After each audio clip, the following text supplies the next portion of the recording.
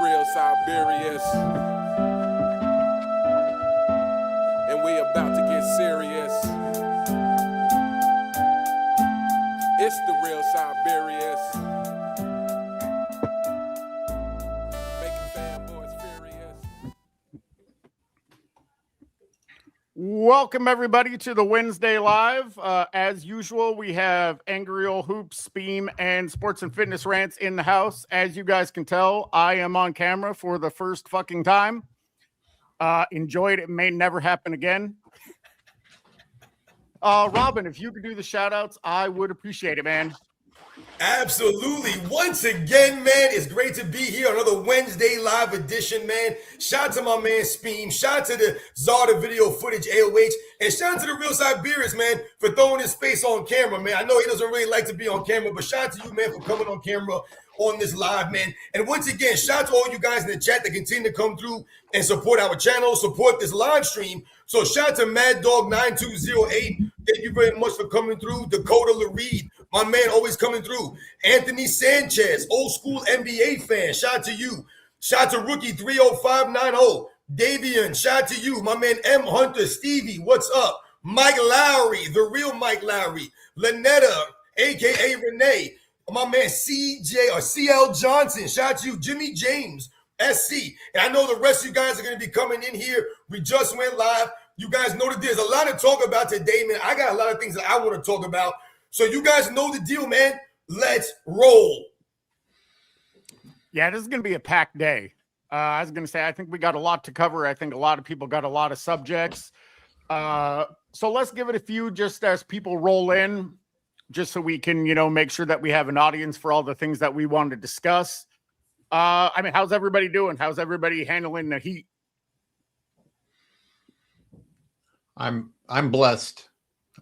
I still have a little bit of microclimate here on the coast, but that's only going to last a couple more years. What's up, so likewise, just working on my tan over here, working on my tan. All good. Beautiful Wednesday, beautiful middle of the week. Happy to see you. Yeah, man, listen, I'm living the dream. You guys know that I've been on vacation with my family for the last week and a half. I got a couple more days left of vacation. So once again, shout out to everybody that continues to come through. And I see people coming in right now. Amandu Reed, shout out to you, man. The Third Eye, 369. MJ Burke, Sovereign, 3351. Callie Young, Silk Ace, shout out to you. Javo Music, my man, Powell Gorniak, 8550. Once again, forgive me if I messed you guys' names up. Raider Nation, 9358. Again, man, it's great to be here with you guys on another Wednesday live edition, man. I know I see a lot of people in the chat already throwing out some, stuff that they want us to hit on. And some of the things I see you guys talking about are things that we're definitely going to be talking about today. I tried to download some videos early this morning, but I've been having some problems with the internet over here where I am. So the videos, I think they're just uploading now. Again, man, so forgive me, guys, for not being able to get the videos uploaded, but you guys can check those out after the live show, man. Shout out to Marvel for finally dropping that Doomsday trailer too. Thank you. Shout out to Marvel, the MCU, finally getting that Doomsday trailer. I haven't seen that yet. What's that about, Scream? What's the Doomsday about? It's about Doctor Doom. It's about incursions. It's about everything you wanted to see as a little kid on film. We're about to see. It's gonna be a good year finally for the MCU. Doctor Doom, huh? Shout out to Doctor Doom. And shout out to Alaska. And Antarctica, you mean, right? Right, and Area 51. Sorry, let's go ahead. I'm drinking. Don't mind me. Shout out to my man QB to LB. Shout out to Fusion Z. Use Bucket 2. Thank you very much, guys, for coming through. All right. Well, we got some people in here now. Let's get into this stuff. I'm just gonna go ahead and pick something at random, and we'll just get into it. So I don't know what this is. Somebody want to break it down for me? One of the topics I have on my list. I actually have the Odd Couple on twice. I've got this conversation with the Odd Couple, and then I have sound bites from Eddie TV, who called out Kelvin Washington on a day where Rob Parker wasn't there. It's two things. They both involve the Odd Couple. The second one that Eddie TV did a video about is when Rob Parker isn't there, Kelvin hides his LeBron glaze less and tries to push LeBron glaze. And apparently Rob G didn't allow it and actually pushed back. So that was kind of cool to see. But the screenshot that is up right now is this idea that the NBA is on hold. Now there's two things. It would be messed up for the NBA to be on hold for anyone, or for anyone to put the NBA on hold. And the fact that LeBron fans think it's cool already tells us a lot about LeBron fans. But the other part of it is it's not even true, in my opinion. Like, I've got a list of names here. Let me pull it up. Okay, put this on the screen. Yep. Okay. Is this list of names what we're supposed to actually be impressed by who haven't been signed? Because everybody that fucking matters has been signed. The NBA is not on hold, people. Ben fucking Simmons is on this list.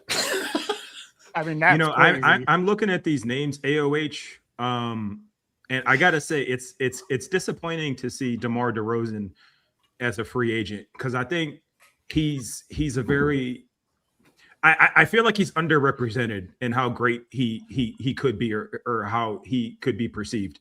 I know he always wanted to play for the Lakers, and I know he got stuck in that whole East Toronto blah blah blah situation. But it's like, I don't know.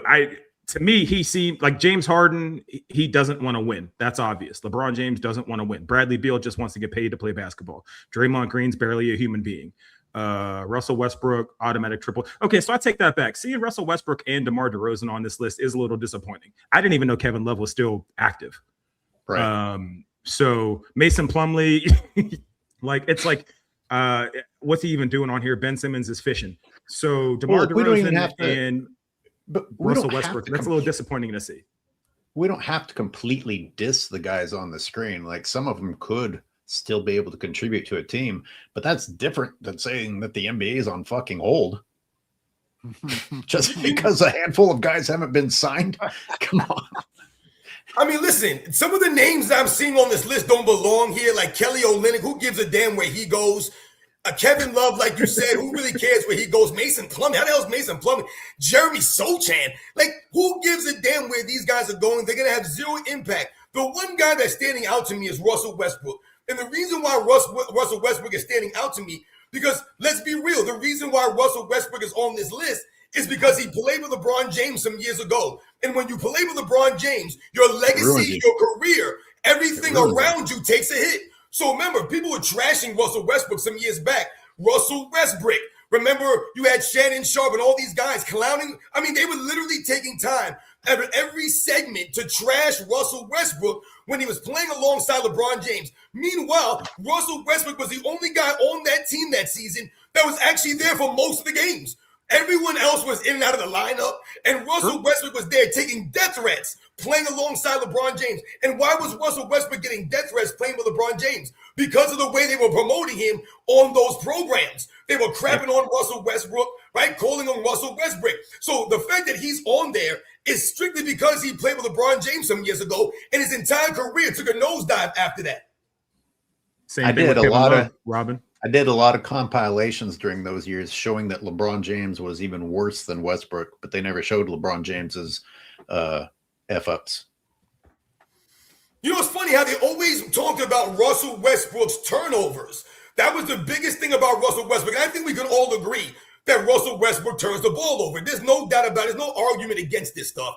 That was one of the knocks I've always had on Russell Westbrook, was his lack of overall development and his lack of overall, I feel like his mind, his IQ never really increased. But they never keep that same energy for LeBron James in the amount of turnovers that he's garnered throughout his career. He's promoted as the greatest player in the NBA, as the greatest player of all time, as the face of the league. But someone like Russell Westbrook, they'll tell you is a turnover machine. It really is laughable. It's actually sad that someone I like think he Russell had. Westbrook actually goes I out there think- and gets effort, can't get a job now. I think Westbrook had like half a turnover more than LeBron per game, but the portrayal was that Westbrook was what's killing you and LeBron is what's saving you with half of a turnover difference per Oh game. yeah, 100%. Right. And the thing about Russell Westbrook, and you can see people in the comment section and people, that come to my channel and people that I hear talk about him, is that he's much more respected and well-liked by a lot of people out here than LeBron James. So like we've said, people actually felt bad for Russell Westbrook playing with LeBron James. And I think that's what a lot of people were saying when Russell Westbrook originally went to the Lakers. We were like, why Westbrook? Why Russ? Don't go and play with LeBron James because you're going to be the scapegoat. And if things go right, you're not going to get any credit for doing this. And that's exactly what happened to Russell Westbrook. So I think we could say that some of this was, brought upon himself. Can I just say, how dare you disrespect Jeremy Sochan? First time I've ever heard of him, actually. You know what's funny about Jeremy Sochan? He was actually on the New York Knicks as one of the bench guys. And when he came into the league, I remember hearing an interview with him. And he said that he wanted to be the next Dennis Rodman. And if you remember, he was dyeing his hair different colors. And he was trying to be like a Dennis Rodman. But there's never going to be another Dennis Rodman. Never in our lifetime will we see another Dennis Rodman. So again, man, shout out to all you guys in the chat that are throwing out Russell Westbrook's name, AP530, Mad Dog, Xavier the God, Import AI. Shout out to my man Ghetto C the General. Shout out to Chip Ferguson. I see you guys out there, man. And as long as we're talking about Westbrook and you talked about DeRozan, let's understand that the reason DeRozan wasn't in LA was because of LeBron interfering with what the Lakers had already had lined up to do. That's a great point. Wanting Westbrook, right? Wasn't that the direct correlation? They wanted DeRozan. LeBron said, no, I want Westbrook. I want Westbrook. Yeah. You can draw a line to how this man ruins careers. You're looking at it right now. It's like evidence in live time. And Westbrook's career's never recovered from playing with LeBron, but he got better as soon as he left LA. Happier too. He became a positive factor. Yeah, and his numbers improved. I actually felt bad that Russell Westbrook was on the Sacramento Kings because we all know the Kings ain't never going to go anywhere. They're not doing anything. So this is what happens after you play with LeBron James. All of a sudden now Russell Westbrook can't get a job. All of a sudden now no one thinks that Russell Westbrook can help you win games. And remember, it wasn't just LeBron James. If we go all the way back to OKC and Kevin Durant and how Kevin Durant left Russell Westbrook, the way that he left Russell Westbrook, they made it seem like you can win with Russell Westbrook. But remember when Russell Westbrook was on the Washington Wizards? You guys should know that he led that team to the playoffs, Russell Westbrook. I will say, just devil's advocate on that, Robin, is so OKC Russell Westbrook was a problem. You're talking about a 6'3" athletic guard that can get up and down the court in just like lightning quick speed, right? But he and Kevin Durant did not play well together. And the more I hear Kevin Durant and the more I see him operate throughout the league now, the more I lean more towards liking Russell Westbrook and thinking maybe it was actually Kevin Durant's problem, not Russell Westbrook's, because I'm seeing more and more snake-like behavior from Kevin Durant, right? But Russell Westbrook plays hard. I'm pretty sure his first year with the Lakers, he either played 80 or 82 games, AOH, while averaging just a little bit more than a turnover more than LeBron, who played, 2/3 of that, right? So I think Russell Westbrook, automatic first ballot Hall of Famer, in my opinion, at least. I'd like to see his story rewritten over time. I think he's gotten a bad hand, having to play with KD, who's not an alpha, and then having to play with LeBron, who pretends to be an alpha.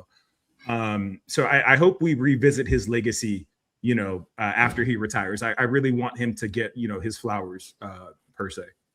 For sure.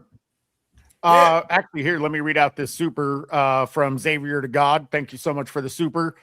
Lakers fans love Russ. It was LeBron fangirls calling him Westbrook, and LeBron didn't let Russ be the point guard. He wanted him on the wing to shoot. Right. Exactly. Once An again, excellent point.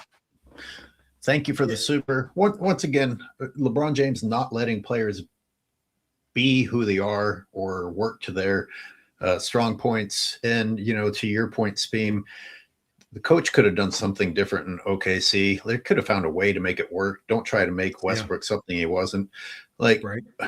I remember thinking that of everyone in the NBA that I don't want dunking on me, it was Westbrook. The way he dunked was frightening. Yeah. Like Yeah, he was he trying to played hook her in. angry. He played angry and he played downhill, and he played, again, not to use the quote, but he played to win the game. I mean, you guys remember, he just has a Michael motor. Jordan himself said that he liked Russell Westbrook. That was one of his favorite players, Michael Jordan said, because of the effort that he gave. And that was part of the gift and the curse for Russell Westbrook, because he would run through a brick wall and he would play at full speed 100% all the time. And sometimes we wanted Russell Westbrook to dial it back a little.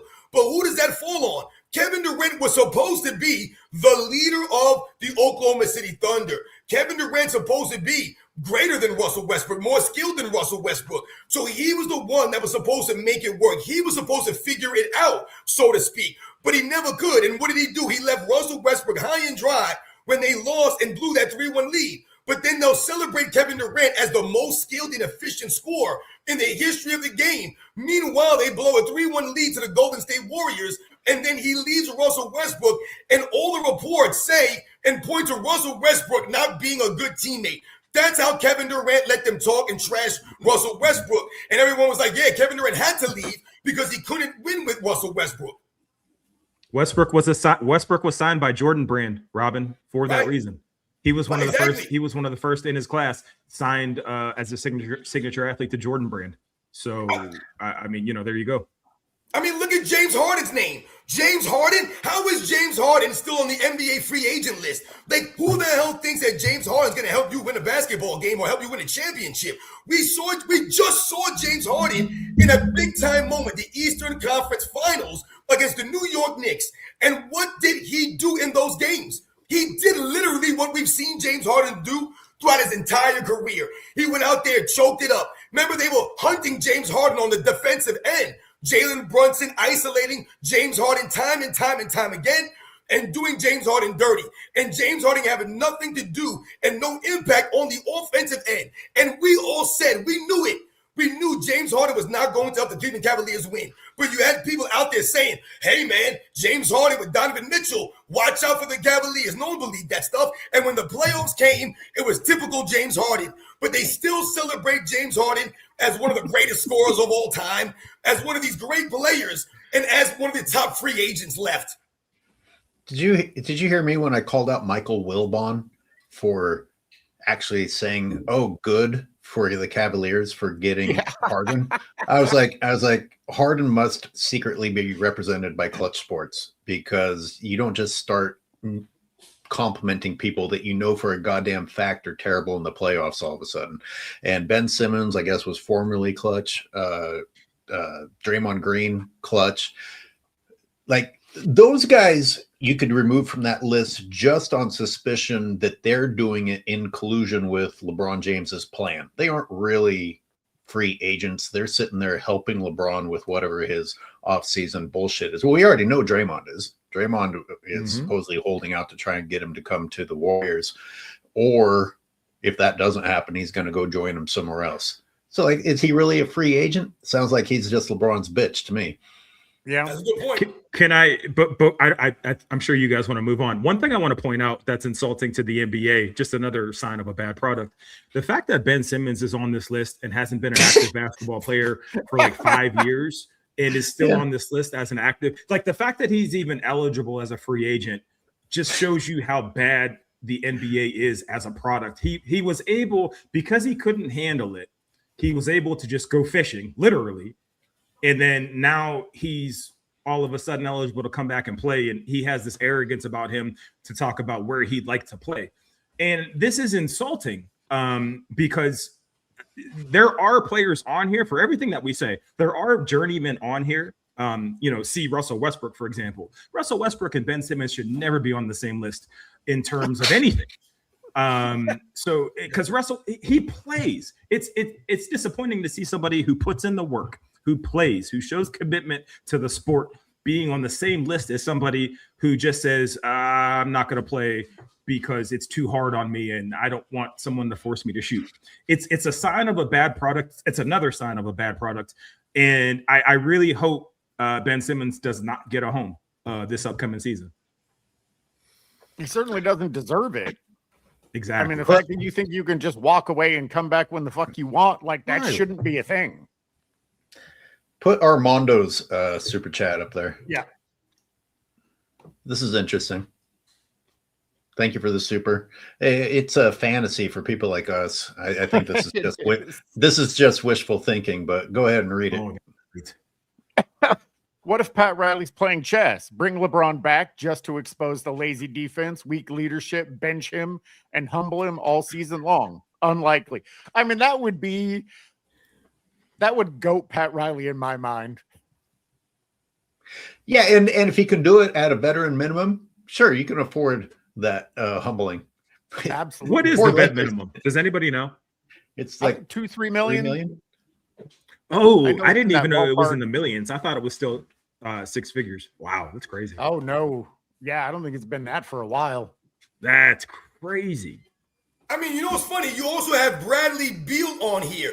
And it's really funny to me that these are supposed to be the primetime players, you know, of the 2010s, let's say. LeBron James, James Harden, DeRozan, Beal, Westbrook. These are supposed to be primetime players. And we all know that Bradley Beal has never been a winner in his career. Bradley Beal was part of that Phoenix Suns trio with Kevin Durant and Devin Booker that did nothing.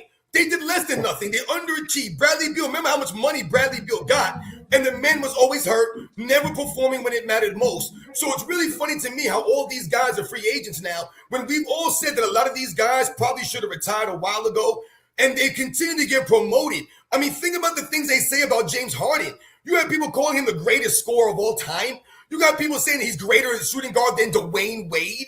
I mean, all kinds of nonsensical things that they use to promote James Harden, yet and still every time it matters more. I mean, every damn time it matters most. James Harden is not there for you. Never once, man. I mean, I'm can actually anyone surprised with Jalen Duren being on this list because Yeah. Jalen Duren was supposed to be, like, this was supposed to be a breakout year for him, and he had a decent regular season. But when the postseason came, Jalen Duren, man, he really underperformed for the Detroit Pistons in their playoff scenarios. He was not there for them when they needed him. So to see Jalen Duren, a young player, on this list is actually pretty sad. I have a serious question. Where was Bradley Beal last season? That's the question. Phoenix? I He mean, played yeah, Phoenix that was last my year? first thought with Phoenix. Was he not there? Oh, I thought they got rid of him with all the other shit they did in Phoenix. Is he It's still there? possible. Oh, The fact that Oh, we he don't had the know, Clippers, That's I believe. Did he crazy. go to the Clippers? the fact that we don't know is my point. The fact that we don't know is my point, and he's on this list. Congratulations, LeBron James, the king of the fucking swamp free agents agency. And I think he Bradley only played like Beal. 6 games last season for the Clippers, Bradley Beal. So this is what I'm Oh, talking about. He's God. been getting all this money for several seasons now, and He been was still this getting money. paid by I mean, think about some Washington, of these Robert. guys. They're getting the money off of the hype and the promotion, not off the actual on-court impact. Right. Isn't he the one that bragged about his guaranteed contract Yep. yeah. and like Yeah, shoved in it in a the fans' post-game- face? He's like, yeah, well, in a I'm getting post-game paid. presser. Yeah. What a fucking asshole. Well, here, let me read this super real quick. Another from Xavier to God. If it wasn't LeBron, the Lakers could have had Kawhi, PG-13, Kyrie, Clay, DeMar, Hild, or kept our young talent like Randall, Ingram, Ball, Hart, or Caruso. And LeBron is the reason why Dwight was off the Lakers. That's a great one by Xavier to God. Thank you again for All coming through. through. Thank Look at you. those names. And super extra thank you to you, Xavier, because that's the other reason that I wanted that screenshot to be up. Rob Parker was pointing out that nobody wants to play with LeBron. Nobody of significance wants to play with LeBron. In fact, LeBron hasn't been able to get anyone except for bitch ass Anthony Davis, who was part of Clutch. So did he even have a choice to come to LA?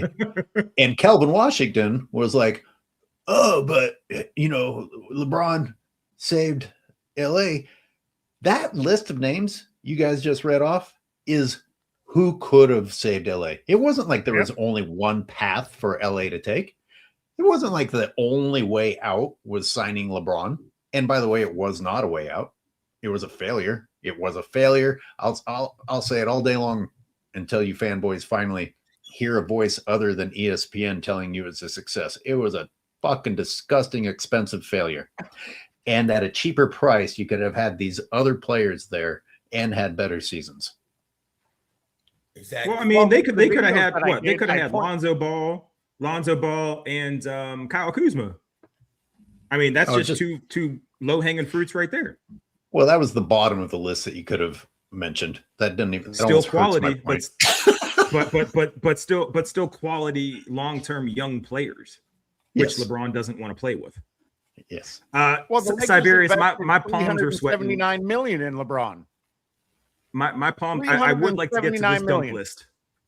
Can we wait, man? Speed, take it easy, man. Slow down, I- man. All right, we're yeah, 20 I'm minutes sorry. into the live. Slow the hell down here. I'm All sorry. right? We got to make said sure that we hit digital everything on this cocaine. stuff. Because when you talk about people not wanting to play with LeBron James, this goes back to all the fake hype that they talk about with LeBron James. Because if he really made people around him better, if he really was that great of a leader, then you would have more people wanting to go and play with him. Even Kevin Durant, who I can't stand, said that LeBron James creates a toxic environment.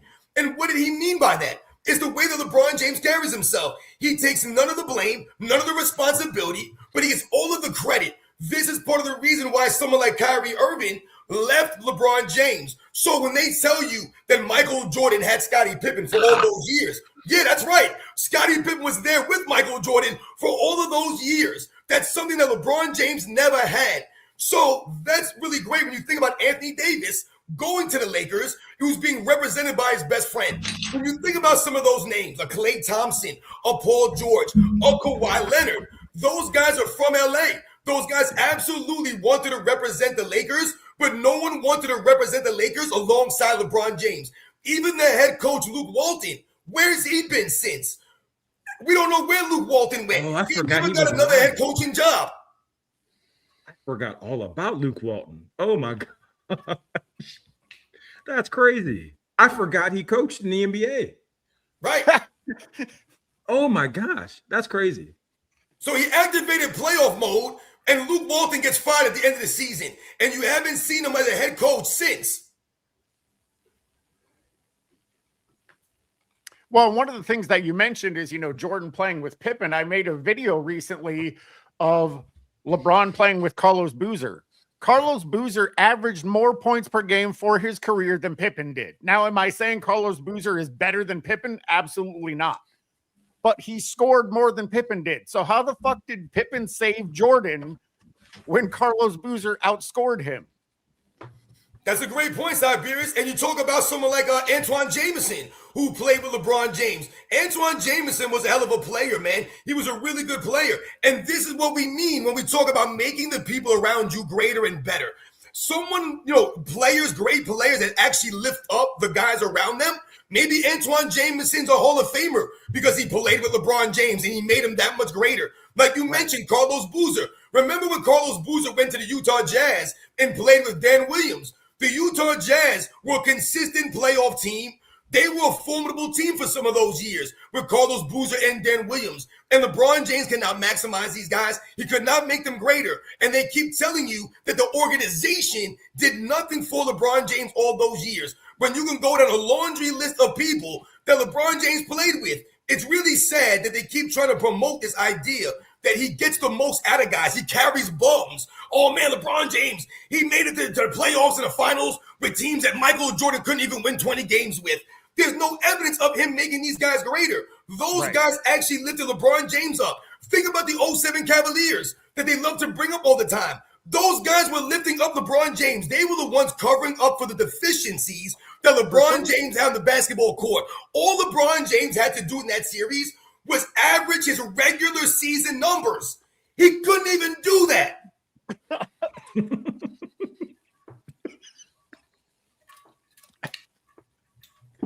Hashtag strive for greatness. Strive for greatness. Here, let me And get you things a few of of that these nature. supers before we get too far behind. Xavier to God coming through again.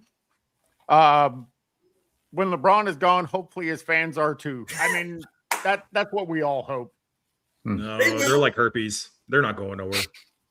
They will, because remember, they're only fans of LeBron James. So even if they don't go away, all they're going to try to continue to do is to promote LeBron James and tear down the other new up-and-coming players. They're going to tear anyone that's going to threaten LeBron James in their minds, they're going to tear down. But they try to say the reverse for us. Oh, you guys, the Jordan fans, are threatened by LeBron James. We laugh at that. The Jordan fans, people out there, the only reason why we've been speaking up is because they continue to lie about Michael Jordan and his era.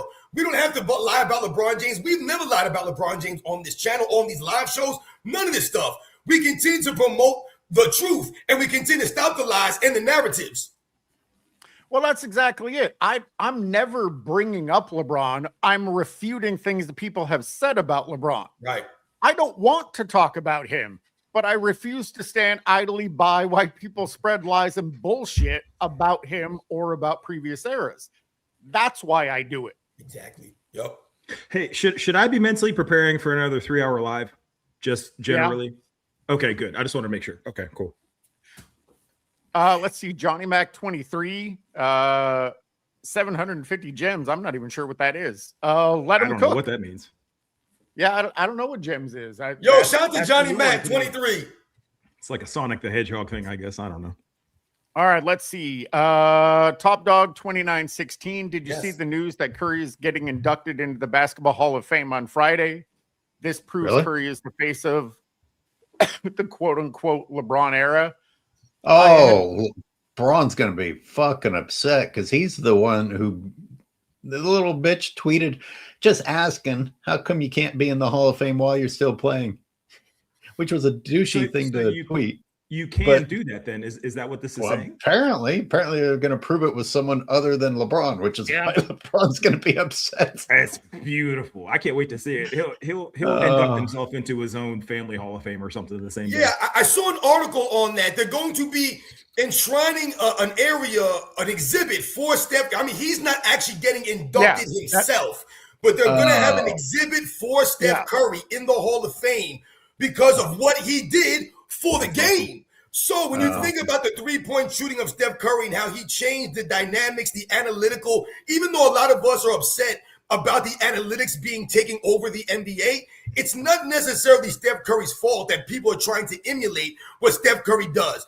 That's what we talk about with Steph Curry. He's a unique player in and of himself. I've never seen anyone that does what Steph Curry does on the basketball court. We've seen guys like Trae Young. We've seen guys like Damian Lillard who have tried to play a similar style of a Steph Curry, but they don't have the impact of Steph Curry. They're not winners like Steph Curry. So that's part of the reason why he's getting an exhibit, in the Basketball Hall of Fame. So again, a shout to Top Dog for mentioning this because, like he says, it proves that LeBron James is not really the face of the league, really. He's just promoted as the face of the league, but he hasn't really changed the game or pushed the game forward like Steph Curry has.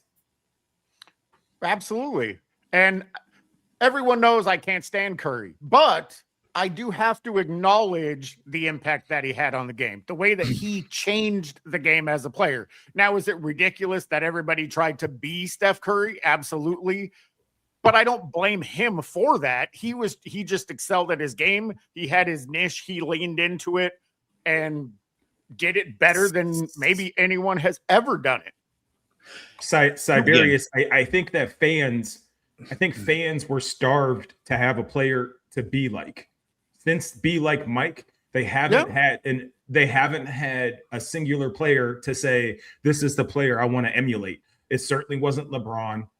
It was Kobe. It was Kobe for a while. You have people shouting out Kobe, right? But I think people were desperate, for better or for worse. I know how you feel about Steph Curry, but people were desperate to have somebody to play like that actually heightened the game of basketball and highlighted what made it beautiful versus the version of LeBron James, which is just football or rugby or Mortal Kombat or something with physicality and brute force, right? So I think the fans were starved to have somebody to want to play with. I mean, when I was growing up, when And One came up, everybody wanted to learn the moves. Everybody wanted to play like Hot Sauce and AO and them guys. And since that movement, there hasn't been really a positive movement towards basketball. I mean, if you look at the landscape of basketball now, everything's a carry. And I think we're all old men in this chat, except for AOH, who's a woman. But it's all carry, it's all travel, it's all more about the spectacle than the actual sport. Steph Curry represented the sport. So as much as you don't like him, I get it. At least it's like a North Star for basketball fans. I still respect his AOH game. is a woman, in case nobody heard me. Go ahead. Sorry. I do respect his game. I do respect the way that he played. There are some characteristics of him that I'm just not a fan of. I think with Steph Curry, one of the things that impressed me when I really started to look at his game and watch some of his games was his ball handling and his finishing ability under the rim. To me, Steph Curry's finishing at the rim, I think is very underrated, and people always focus on his shooting, and I get that because we all know that he's a great three-point shooter with the range and the long shots he takes. But Steph Curry going to the rim, finishing under the rim, is really incredible. Kyrie Irving gets promoted for that a lot, and I agree. Kyrie Irving's English off the backboard, the way that he can finish, Steph Curry is very similar in that regard, guys. And the one thing I think that separates Steph Curry from a Kyrie Irving, from a Damian Lillard, from a Trae Young, some of these other guys that we've seen come in the league, is that his game is allowed to, or other players are allowed to play around and have their games not be inhibited playing with Steph Curry. When we talk about LeBron James and what players have to do to fit around LeBron James, Kevin Durant didn't have to worry about fitting around Steph Curry. He didn't have to worry about Klay Thompson, Draymond Green, Leandro Barbosa, Sean Livingston, whoever they brought on that Golden State Warriors team was able to have a role and play their games because Steph Curry don't need the ball in his hands all game long. He don't got to take a billion shots, right? So I think that's really what impressed me the most about someone like Steph Curry. I think when some of us old heads, quote unquote old heads, when we talk about Steph Curry, we often talk about the freedom of movement in this era, how guys are allowed to manipulate the basketball now, how they're allowed to take extra steps now, and how that would have hurt Steph Curry in another era like the 90s. But when you talk about what he's done for the era, I continue to tell you guys, Steph Curry, to me, I'm always going to put him above LeBron James, man. And to me, it was the Steph Curry era, not the LeBron James era. Agreed. For sure. Agreed. And tell you what, go ahead. Well, what came along with that was ball movement. Steph could drive in and then kick out. The Warriors would pass the ball around the perimeter 3 or 4 times. And that was another way for people to relate to the game of basketball again. Let's say that you can't dunk from the free throw line. There's still other ways to be a great basketball player. And it was a way to relate to basketball in the chess format of basketball, not just the I'm an athletic freak form of basketball. You know, like when we were growing up watching basketball in the 80s and 90s, you know, a lot of us talk about Reggie Miller. He was like the premier primetime three-point shooter of that era.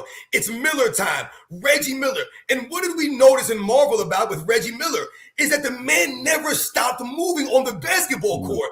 I remember Michael Jordan always saying, I hate playing against the Indiana Pacers and having to run around those screens all game long. The Davis boys laying into Michael Jordan, all the screens that Reggie Miller would run Michael Jordan through and whoever was guarding him.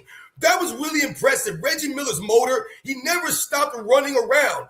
But when you talk about what Steph Curry could do, it's different than what Reggie Miller was doing. Reggie Miller did not have the ball handling of a Steph Curry, and he didn't have the finishing ability, to me, under the rim of a Steph Curry. But if you think about someone like Mahmoud Abdul-Rauf or someone like a Dana Barros that I remember from the 90s, that was like Steph Curry. He was like a combination of Reggie Miller and Mahmoud Abdul-Rauf.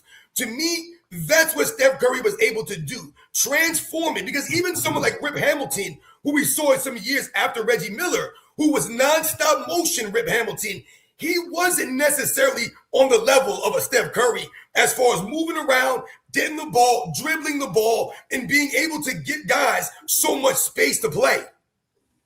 For sure. So we are getting a little bit behind on these supers, so I want to get to that. And then I think we should move on to another topic because we still got a lot of things to address. Real quick, Raider Nation 9358 with 2 gems. 100. I'm still not sure what those gems are. If anybody knows what those gems are, can you tell us in the chat? Because I am not familiar with that. 2 gems equal $100. I don't know if that Is that what that's saying? Well, no, I think the 100 is a comment. Ooh, Yes. Okay. I don't know what the Hopefully gems internet are either, can get man. people shit I just said.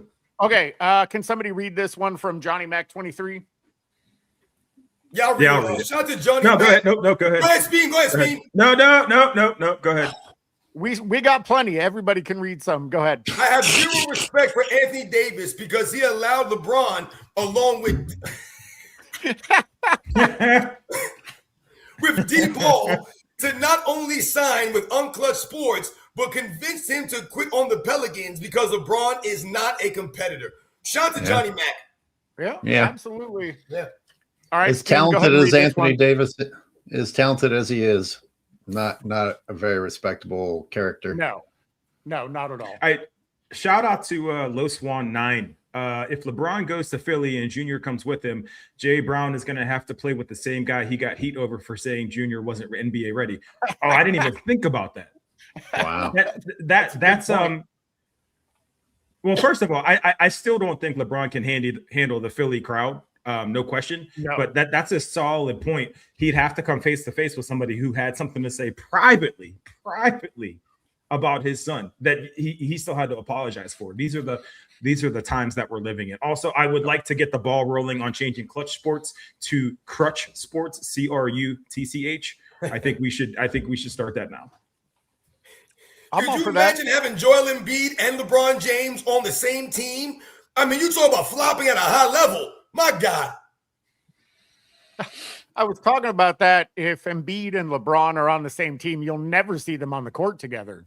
Like they'll be on the same roster, but they'll never be on the court at the same time. You'll see him on the court rolling around on the ground, writhing They in both pain. can't play back-to-backs. All right, so Xavier to God again. Yeah. Yeah, thank you for all of these super, Xavier. How can LeBron be the savior if in 2019 he got hurt and after Lonzo got hurt, the Lakers missed the playoffs? If Lonzo Ball never decided to wear them stupid ass shoes his dad made, his career would be so different. He was such a great defensive player. Someone got in his head and told him he should shoot the basketball a specific way. And it took him time to learn from that. But man, oh man, I do feel bad for him. But again, shout out to LeVar Ball getting 2 out of 3 of his sons in the league. And I'm one of those guys that did kind of hate on him back in the day. But I mean, I like him getting his kids in the league more than LeBron getting his kid in the league. 2 completely different perspectives, 2 completely different avenues. One did it the right way. And you see how it pans out. So again, shout out to LeVar Ball. All right, another one from Xavier to God. Then in 80 comes when the title with us with Howard, Rondo, AC, KCP, Kuzma, and when 80 is hurt, LeBron can't do shit in the playoffs without him. Yep. But somehow LeBron was the Finals MVP and not 80. Sure, Don't make any sense at all. 80 averaging like 50 and 30. not getting the Finals MVP is insane. All right. Maxwell Phillip with 750 gems. Let him cook. How am I not familiar with these gems? And now Someone said something about the gems in the chat, Siberius, what it actually shit, meant. I missed it, but it's in there somewhere. I'll go back and see if I can find it. Amanda Ruiz, side note, what the fuck does Adele see in Rich Paul? Is that a thing? She likes worms. Yeah, they're together. All right, well, she lost a lot of my respect. Like Earthworm Jim. that is crazy. Earthworm Paul. All right, That Xavier just to God shows you that- again. Yep. Was MJ not a Hall of Famer yet on the Wizards? Not I yet. think so.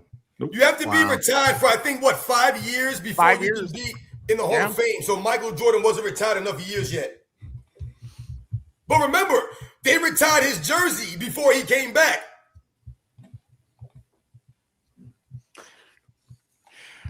All right. Earn your O2. Thank you so much. That's actually my I like brother. that. That's a not cool many name. would Shout out want to that. Shout out to emulate him. LeBron. Gassed all the way up for having to put in zero effort and just be literal dog ass, literal Gen Z super icon. Mhm. All right, we still got some more here. Somebody want to read this one from Terrence Potts? Read it, AOH. Come on, man. Or I can. Okay. Terrence Potts. Bad. Thumbs down. Yelling, flailing after contact is so trash. The NBA needs to pull a replacements. Get dudes who play for the love of the game on the court. I mean, that'd be nice. Which will make me talk about Curry for just a second. If we, as I like to do, bring it back to pickup basketball out on the concrete. If I show up with a guy on my team who makes almost every 3-pointer that he takes, and your team tries to do that and they can't, that's your fault. Yeah. Steph Curry shooting a 3-pointer well is a legal basketball move. The way that LeBron James changed the game is through illegality, flopping and traveling and offensive fouls. These are the ways that LeBron James changed the game. If you want to criticize Curry for the 3-point revolution, which actually goes back to the Phoenix Suns with Mike D'Antoni, or maybe even before that. But even if you were, at least the way Curry changed it was with a legal basketball play. Are you referring to the Steve Nash years, AOH? Yes, I am. I never thought about that. That's an interesting point. I want to add on to that, though. He didn't just change LeBron. He changed the game systematically, too. Now, all of a sudden, all of this manipulation is legal, albeit having this loophole of having a best friend as an agent. So he didn't just change the game for the worse on the court. He changed it for the worse off the court as well. Yeah. Let's see. Another one from Xavier to God. My God. I bet LeBron was jealous to of Xavier. Curry and 2019 Warriors with Curry, KD, Clay, Cousins, Green, Iguodala. With LeBron, it's big 3 or bust for a short time period. That's true. Yeah, for real. I bet he was jealous. All right, so Thank- we're getting toward the end of these. 10 gems from AP 530. Gold coin. Not sure what that's in I don't know what reference that to, but means. thank you. I don't know what that means. I'm so detached from technology. Xavier to God again. And Xavier to God coming through. LeBron and Joel would be 2 dolphins at a water show. Straight at SeaWorld. That's funny. Oh, boy. Goodness gracious, man. Oh, shit. God damn. Oh. Okay. Mark Raving Mad, 250 gyms, Laughing Disco. I'm not sure what Laughing Disco is. Maybe I'm too old for that. Okay. I was going to say we're getting to the end of these. Thank you guys so much for all of these supers. This is absolutely crazy. Thank you. Loth19. If LeBron goes to Golden State, how often do y'all think LaMedia will claim he's carrying Golden State? LeBron doesn't Won't matter. carry his team, but he does carry himself very poorly.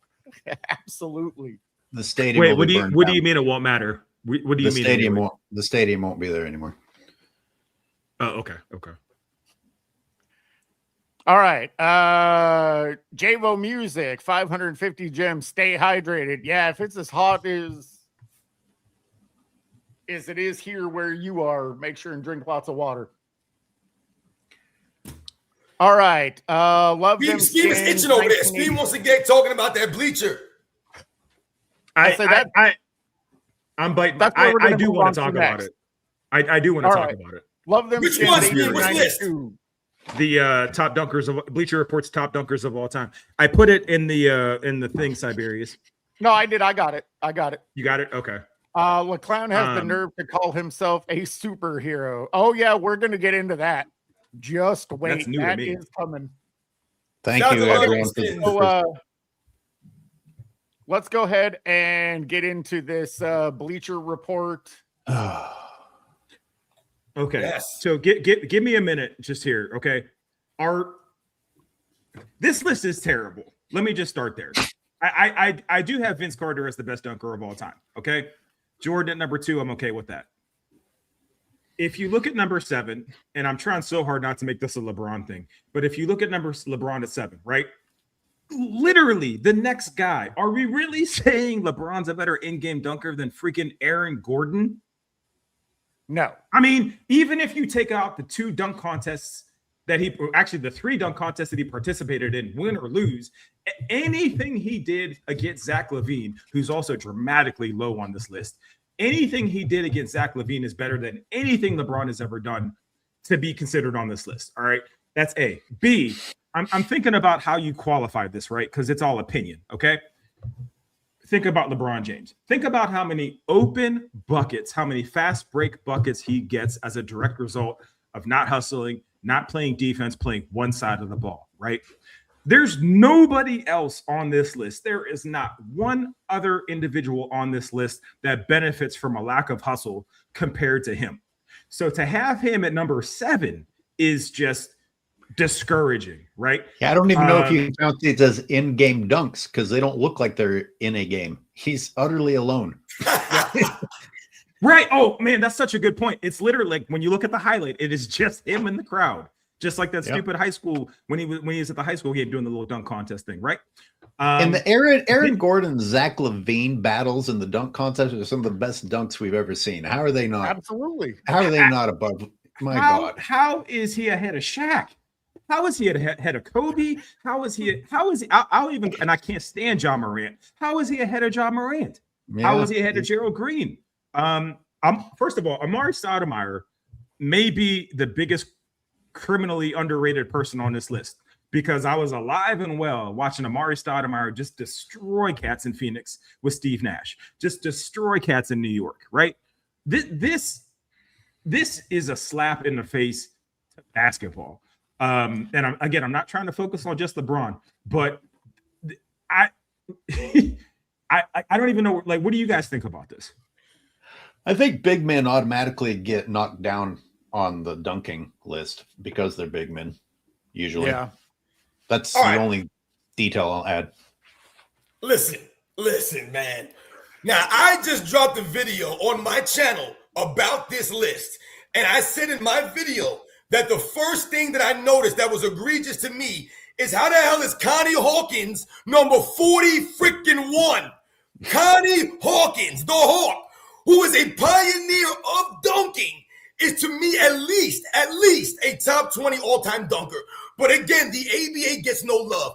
People forget that Dr. J was called Little Hawk. Little Hawk. That was his first nickname growing up in New York City because he was looking and acting like Connie Hawkins, man.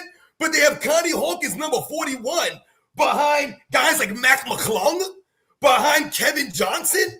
And I respect Kevin Johnson as a little man that could dunk, but there's no way in hell I'm putting Connie freaking Hawkins at number 40 freaking 1. This is embarrassing, man. It is really embarrassing. People need to go do their goddamn homework and do some damn research on Connie Hawkins. All right, so that was the first thing that jumped off to me about this list was Connie Hawkins.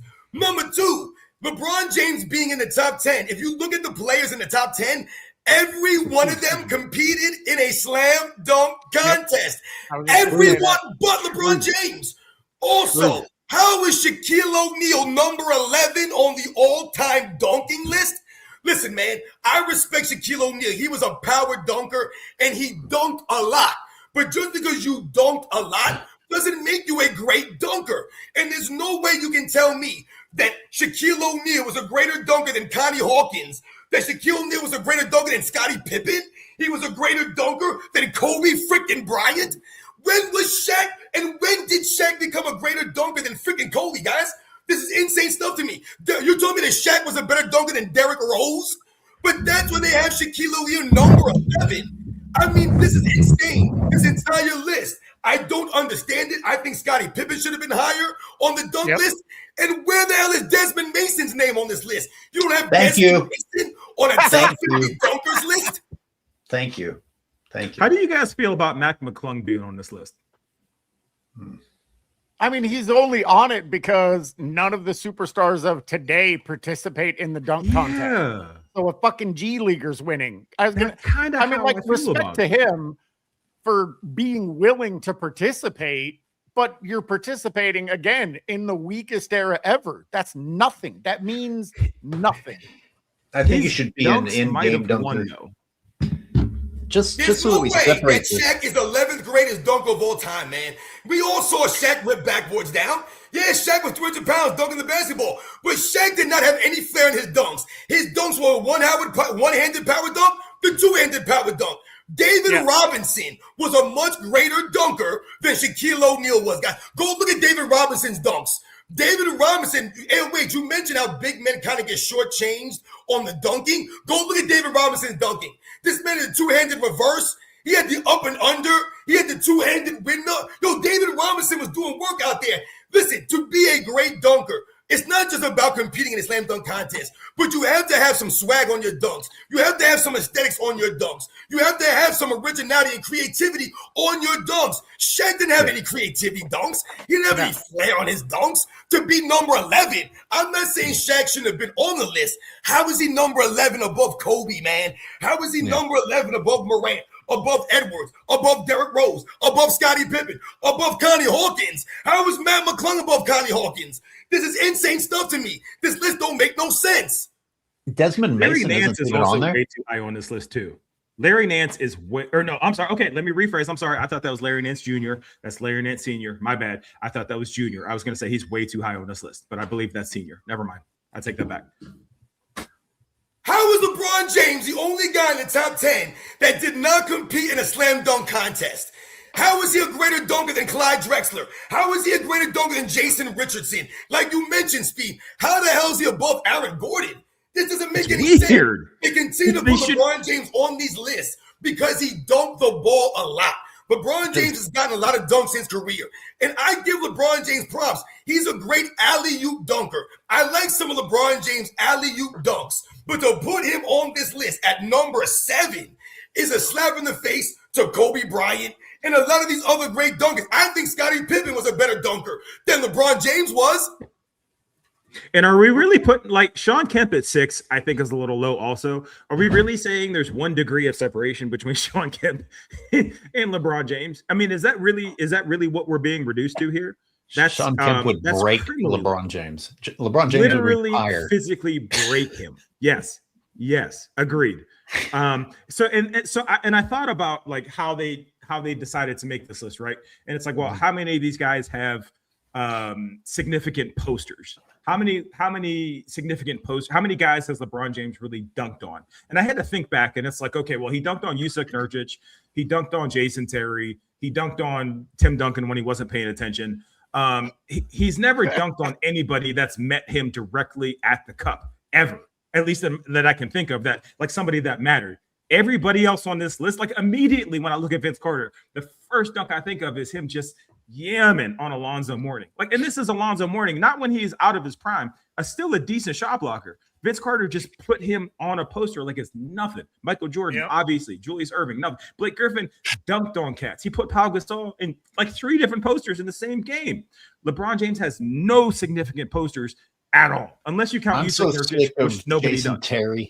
The Jason Terry LeBron James dunk. It was a 3-on-1, and Jason Terry stood and took a charge in a 3-on-1. It's not like he went up and met him at the rim and lost. So I don't even think it should count. Zach LaVine. And does Donovan Mitchell belong at number 30? Does Donovan Mitchell? Should you think he should be higher than that? No. No. Should he be above Andre Iguodala? He's got some pretty nasty in-game dunks. Iguodala's dunk contest dunks were pretty crazy. I thought that Iguodala could have won his slam dunk contest when he did that dunk from underneath the backboard. That was sensational, man, Andre Iguodala. But I'm not going to sit here and try to, debate Donovan. I think Donovan Mitchell is a high flyer, and he has some really nice dunks, and he looks aesthetically pleasing when he jumps in. And listen, that's part of it, guys. You got to look good in the air, man. It ain't just about your power or how many dunks you had. Dominique Wilkins was a power dunker, man. but Dominique Wilkins looked good in the air. Dominique Wilkins looked pretty in the air. And Dominique Wilkins had creativity, originality. Speed, you mentioned how can LeBron James be right behind Shawn Kemp? Does anybody remember the dunks that Shawn Kemp was doing in games? This man was doing dunk contest level dunks in games on top of cats. So also your era has to count. If you're in an era with legit shot blockers, with legit big men, where guys are going to challenge you at the rim, and you're dunking on these dudes, it has to give you more cachet. It has to move you up on this list. I don't think there's anyone that's going to argue that LeBron James is a better dunker than Gerald Green.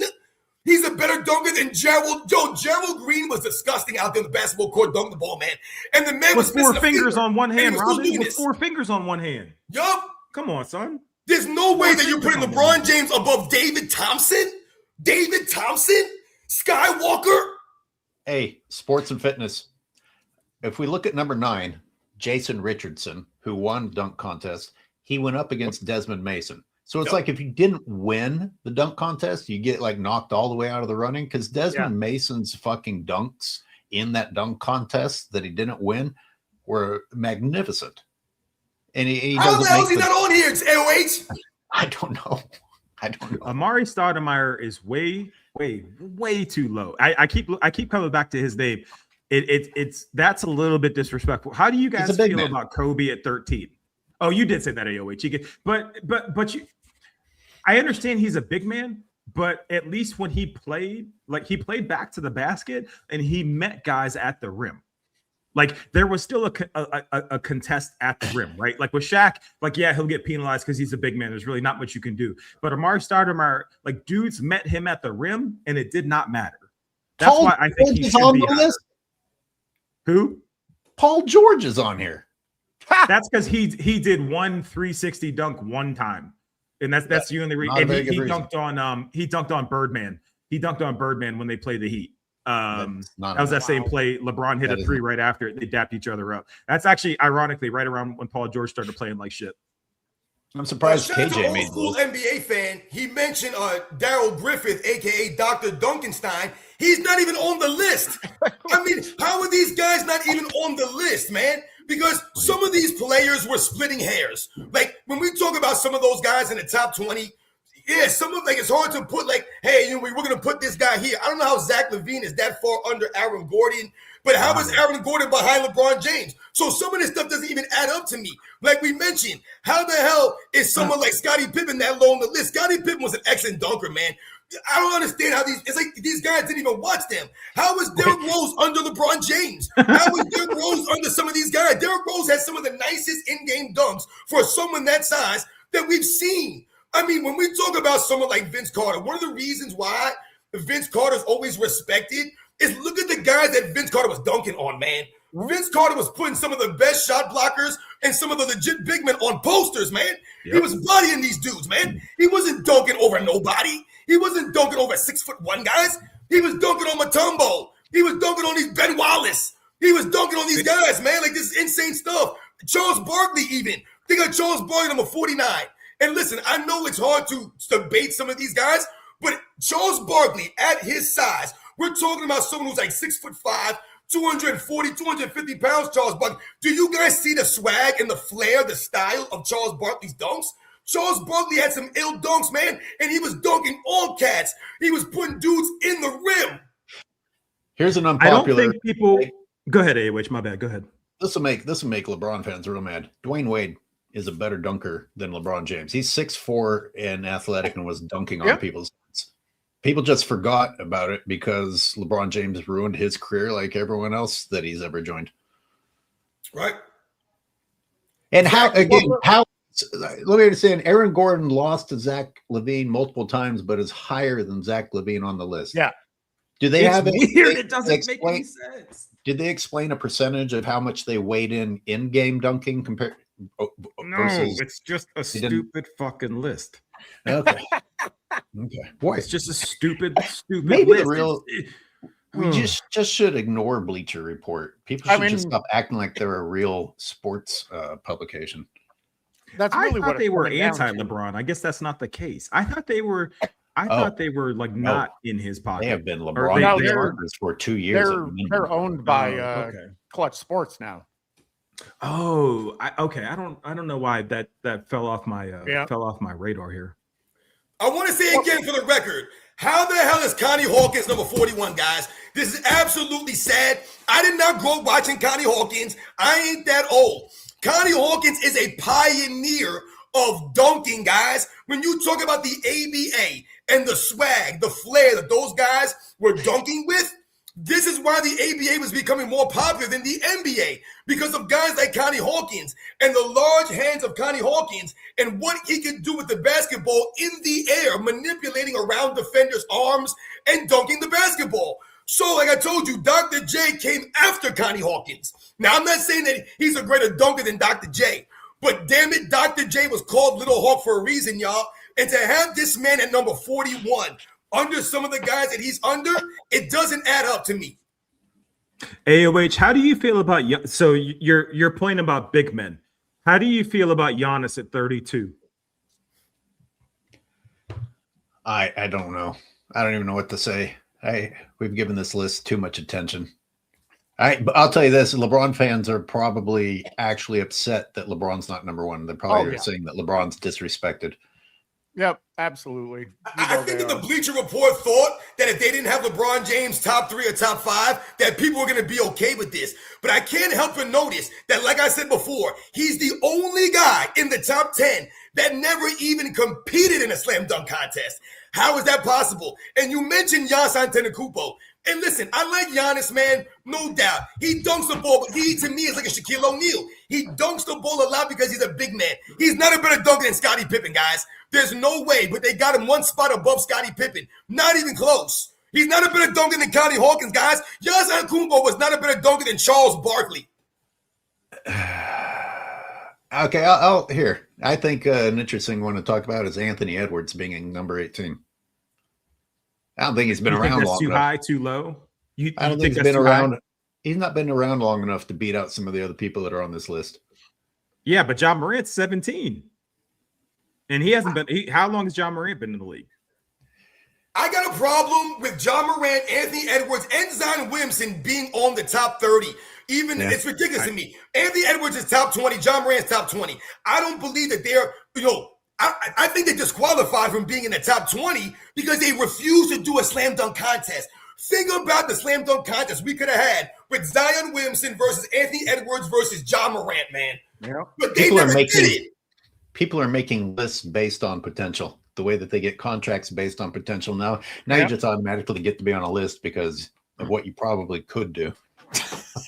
I think it's true. No, if you were ever healthy, if you weren't complaining about the rim hurting your hand, Anthony Edwards. Before we move on, I know you guys want to move on, but like I said, this has been making my palms sweat since I've seen it. Is there anybody currently playing that you don't see on this list that you feel like should be on this list? Man, it's a good question. It's a good question, man. So part of my problem with this is there are being on this list and being a great dunker is multifaceted. Who did you dunk on? How much opposition did you have in your dunks? Did you participate in the slam dunk contest? Did your dunks excite people? Like you said, Shaq dunked a lot, but it was basically two dunks. Yeah. One had a power dunk, two had a power dunk. There's nothing particularly exciting about that. Now, obviously, he had dunks in some exciting moments that made them bigger than they actually were. But and again, not to make it about LeBron, but he has one dunk. Yep. And it's that weak-ass tomahawk dunk. And one way that I always judge dunks, because I genuinely view Vince Carter as probably the greatest dunker of all time. If we saw Vince Carter do that dunk in a dunk contest, people are going to fucking laugh at him. If that's what he pulled out of his bag is a tomahawk dunk in a dunk contest, people are like, what's wrong with him? Is he hurt? Is he injured? Something happened? Am I seeing correctly that Dr. J isn't on here? No, Dr. J's number 3. 3. Oh, they just have him. Yeah, he's there.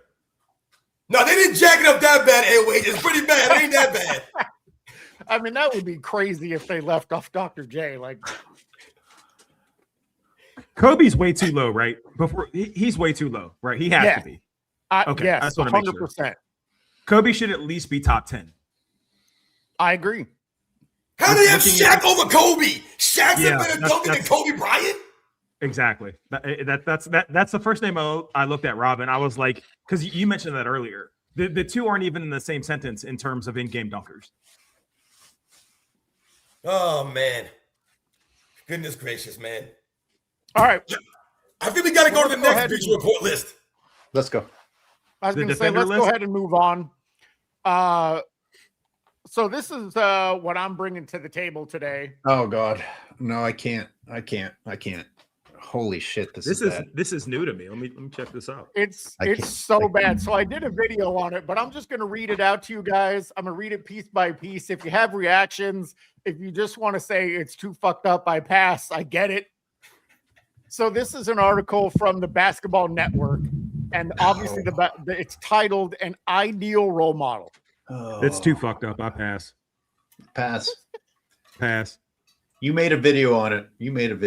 No, this is news to me. I do want to talk about it. This is disgusting to see for the first time, though. Go ahead. Sorry. Hey, wait a minute. You missed. You missed super chats from the last topic, though. You should probably do them before you move on. Oh, okay. My fault. Xavier to God again. Thank you, sir. Mac McClung is a better dunk than LeBron, without question. I mean, it's a low bar to beat. Yeah, at least he competed. All right, earn your O2 again. Has Zion played enough games to be on this list? No. Exactly. There's got to be some sort of criteria. You have to have played or dunked on someone in a game. I love earn your O2. I like that. Yeah, you should hear some of the conversations that my brother and I have. We go hard. So again, I'm not going to spend a lot of time on this. There were just a few points that I wanted to get your guys' opinion on because I already expressed mine. So gloss over it fast. LeBron is one of the most polarizing athletes of the last few decades. Legions of fans love him for his incredible skill set and commitment to the sport, while others don't have much love for the 6'9" forward from Akron, Ohio for his flopping ways and knack for teaming up with other superstars. This is the line that fucking killed me. However, it cannot be denied that when it comes to being a role model to the youth, kids around the world won't find a better one than LeBron. Dude, that opening sentence and the follow-up sentence can't be in the same fucking article. No, they cancel each other out. Wait, who wrote nonsense? I'm sorry, this is nonsense. It's absolute nonsense. So the last thing that I'm going to touch on is that's one of my biggest inspirations right there. There are kids that are still looking for their superhero to be out there to come and save the day. So that's a deciding factor, he added. Also, my family is a big part of that too. Being able to inspire my boys and my daughter is a huge deciding factor. So one thing that stands out to me, I'm taking that off the screen. I don't want to look at it anymore. As a father, right? I try not to judge that part of LeBron's life, although publicly he seems to make all the wrong decisions. I'm noticing that he is bringing his daughter more and more into the conversation in terms of where he's going to go. So shout out to the next screenshot that I want Siberius to put on. Same topic, but okay, go ahead, Spin. I don't want to steal your thunder. No. Oh, that's sure crazy. Okay, that's crazy. Here's the thing. In Chaz NBA, you goon, you douche, you feminine clown, you LeBron James, you goof, and things of that nature. Yep. LeBron James doesn't care about his family at all. And even in the video clip in which he's supposedly considering his family, he then spouts off a list of things he's thinking about. His family's like number 6 on the list that comes out of his own fucking mouth. Yeah. His family's lower on the list than most of the dunkers we just got discussing that weren't on the list.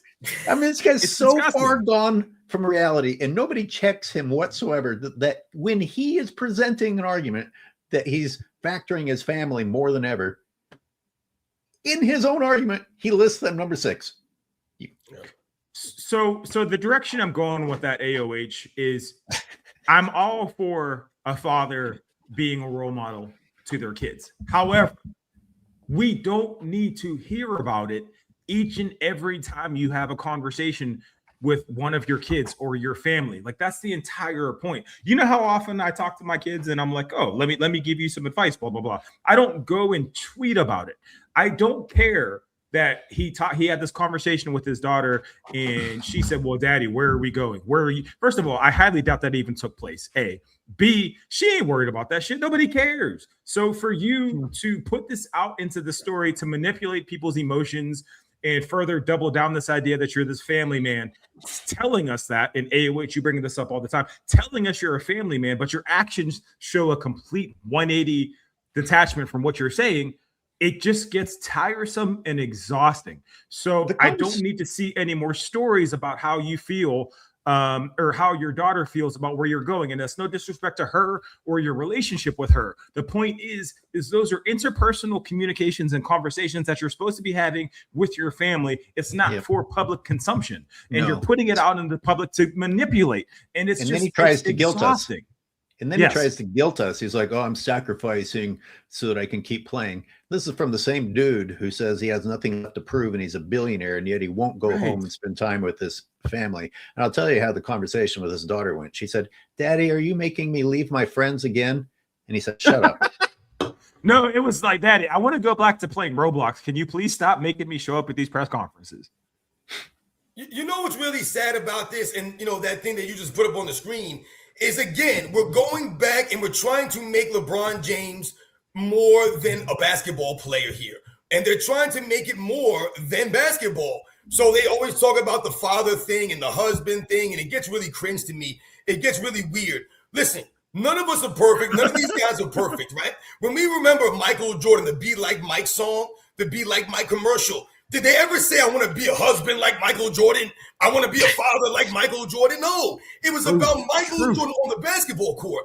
What he did, the basketball player, how he approached the sport, his mindset.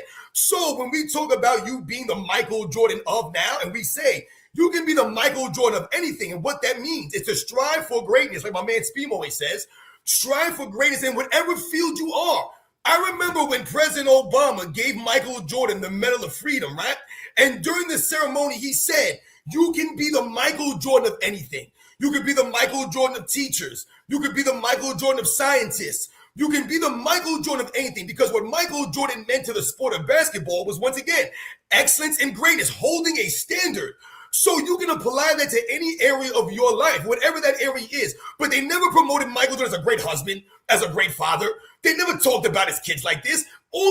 How many NBA players have kids? How many NBA players have wives? I mean, this is insane stuff that we try to single out LeBron James as the only guy in NBA's history that actually is a father, that's actually a husband. And then they tell you he's great at all of these things. So to me, this is really cringe, the promotion. And like you said, AOH, they continue, and LeBron James continues to promote his family and talk about how much he misses time with his family.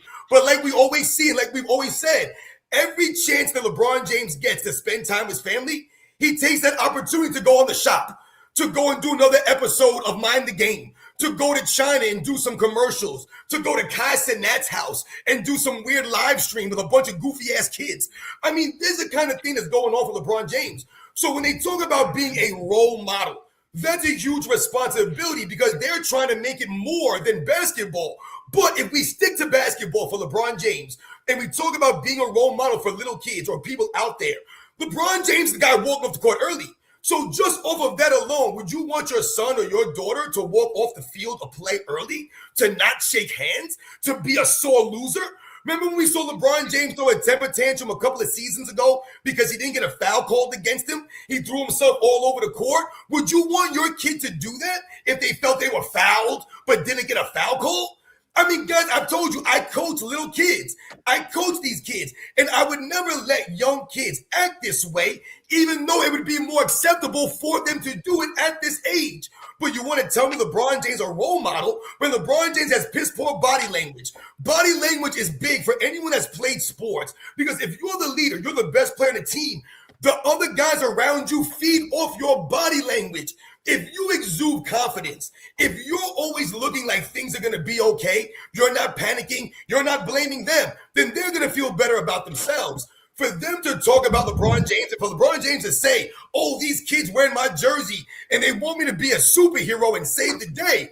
Dude, you load meds on these kids. LeBron James, never forget, guys, that viral video from several years ago where LeBron James load managed on the Laker fans in LA, and you had that father there who took his son to see LeBron James for the first time, and he called LeBron James out in the tunnel. He said, yo, man, why are you not playing? You're going to load manage on us? And what did LeBron James do? Because he's a dirtbag piece of garbage.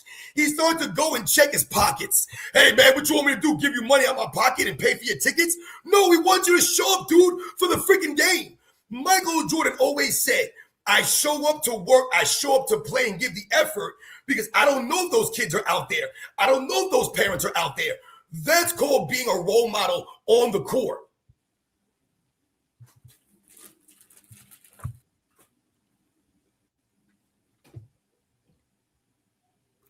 Why y'all got quiet? Hey, you're muted. You're muted, Siberius. Siberius, you're muted. Sorry about that. I can tell because your camera's on. It's hard to find reasons why he is a role model. I couldn't find one.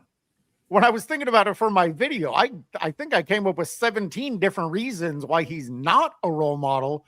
I couldn't think of one why he is. Nope. And what does that say about him? What does that say about you as a man when someone can't think of one positive attribute that you have that people could model themselves after? Right. You can look at it from a marketing perspective, Siberius. How many people are still saying "be like Mike" to this day, right? How many taglines are you going to have about anybody else? And not even specific to LeBron, but in terms of sports, there are no other "be like Mikes." There's just "be like Mike." That is it. In terms of people or athletes that people want to aspire to, it's just Jordan, really. I mean, it's him and then maybe Steph. Yo, but like, think about LeBron James' team in the post-game press conferences. Just that alone. When you see LeBron James come to a post-game press conference wearing a soft cast, or LeBron James coming to the post-game press conference making excuses, we never see the other great players, right, make these excuses as long as LeBron James has continued to make the excuses, man. So if you have young kids out there, people growing up, you want to emulate somebody. Why would you emulate someone that's never taken responsibility for what they've done? LeBron James needs help. They get him help. It doesn't work out, and he still makes excuses. He don't have enough help. And you continue to make the excuses. That's not being a role model. That's not someone that I would want my kids to look up to or be like. Why would we continue to allow a grown man, LeBron James, supposed to be a grown man, continue to make excuses for everything that's going on in his professional career? Remember, this is a job for LeBron James. Remember, it's just basketball to him, but he's out there working a job. All of us work jobs. We've worked jobs. Some of us have worked different jobs. Some of us work the same jobs. Some of us are professionals, right? Do you make excuses at your work? If you mess up at work, if you're late to work, if you don't show up to work, you're responsible for not showing up to work. LeBron James is never held liable or responsible for what happens at his job. He makes excuses and blames someone else at his work. Can I so shout out to my guy Clizzy 124 Life. If you can find his chat, he said Kobe is second. Mamba mentality is more widespread than be like Jordan.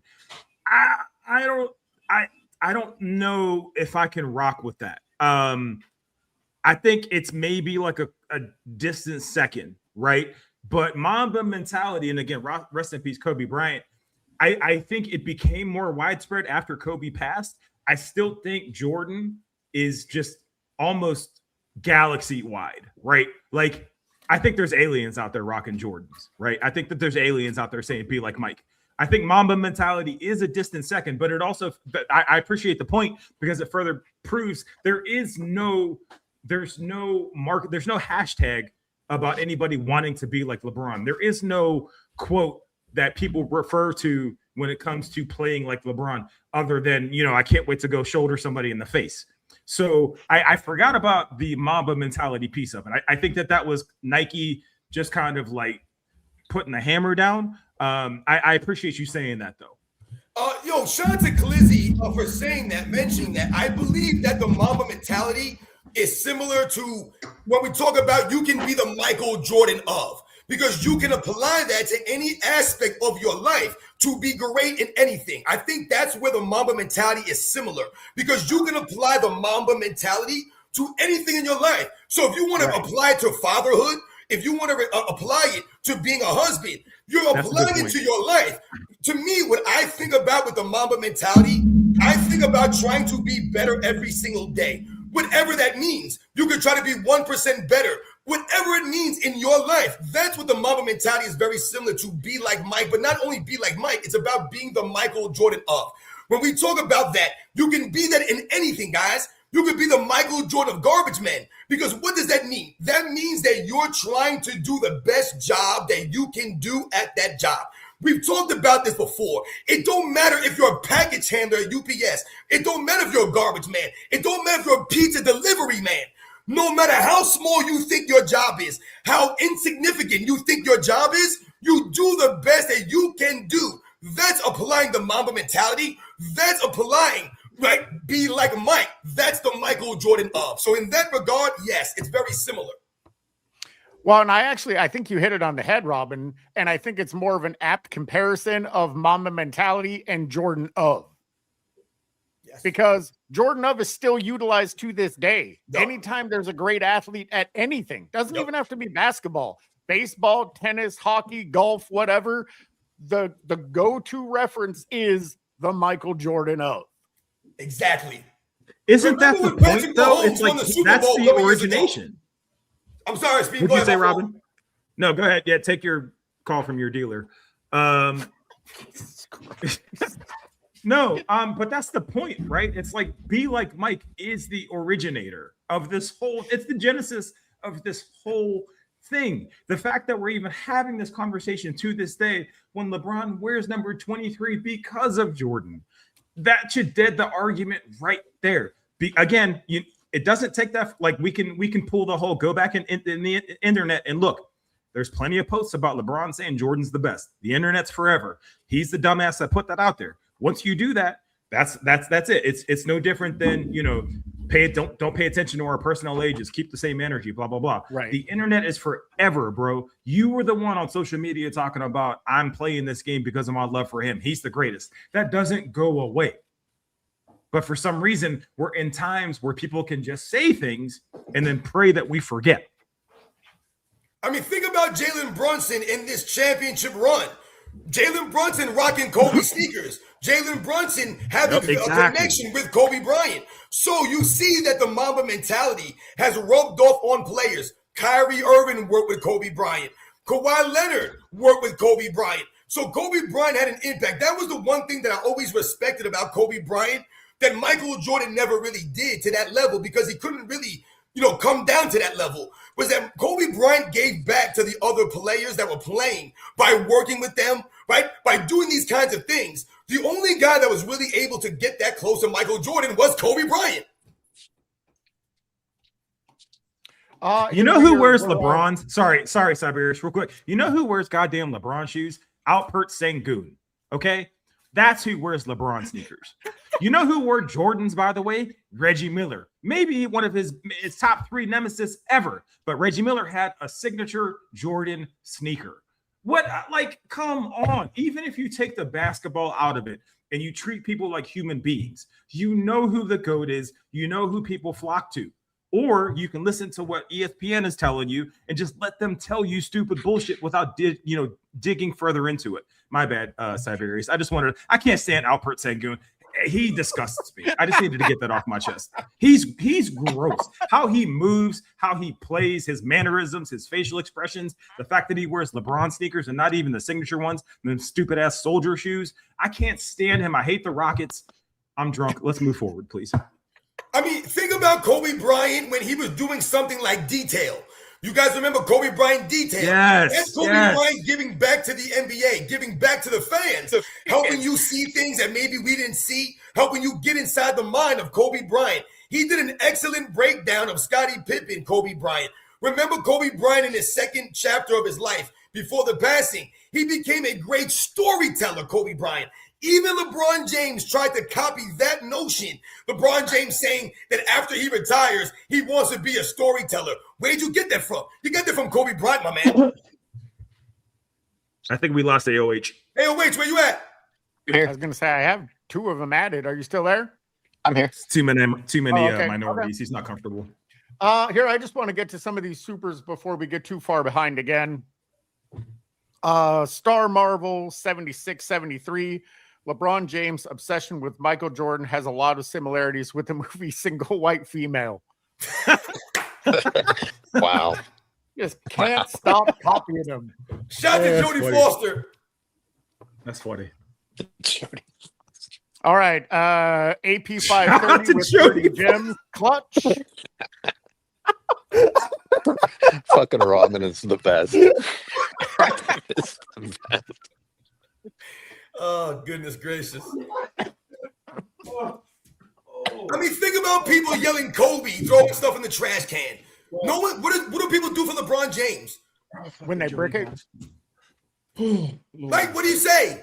And to answer someone in the chat, someone asked me a question in the chat if I've seen any LeBron James sneakers on vacation yet. The answer is no, but I did see one LeBron James jersey, and it was worn by, I want to say, a 10-year-old. Wow. I was at Burlington Coat Factory today, and I took a picture of some LeBrons I saw. No grown-ups wear LeBron James jersey. No, they don't. I did, however, buy my old roommate a 5XL LeBron jersey because he's a big fatty, and I made him wear it. I didn't buy it new. I bought it used. But it was a big 5XL, and I made him wear it. He still has it to this day, too. If you travel overseas, I'm sure you can find all the LeBron championship jerseys that never happened right in Africa. You can find them. I'm sure they're on a whole bunch of homeless kids. It's giving them warmth and nurturing. I'm sure they're happy. But that's the only time you'll ever see any LeBron James merchandise is overseas or some kind of foster situation or giving to charity kind of deal. It's not even makes sense. not even a hypothesis.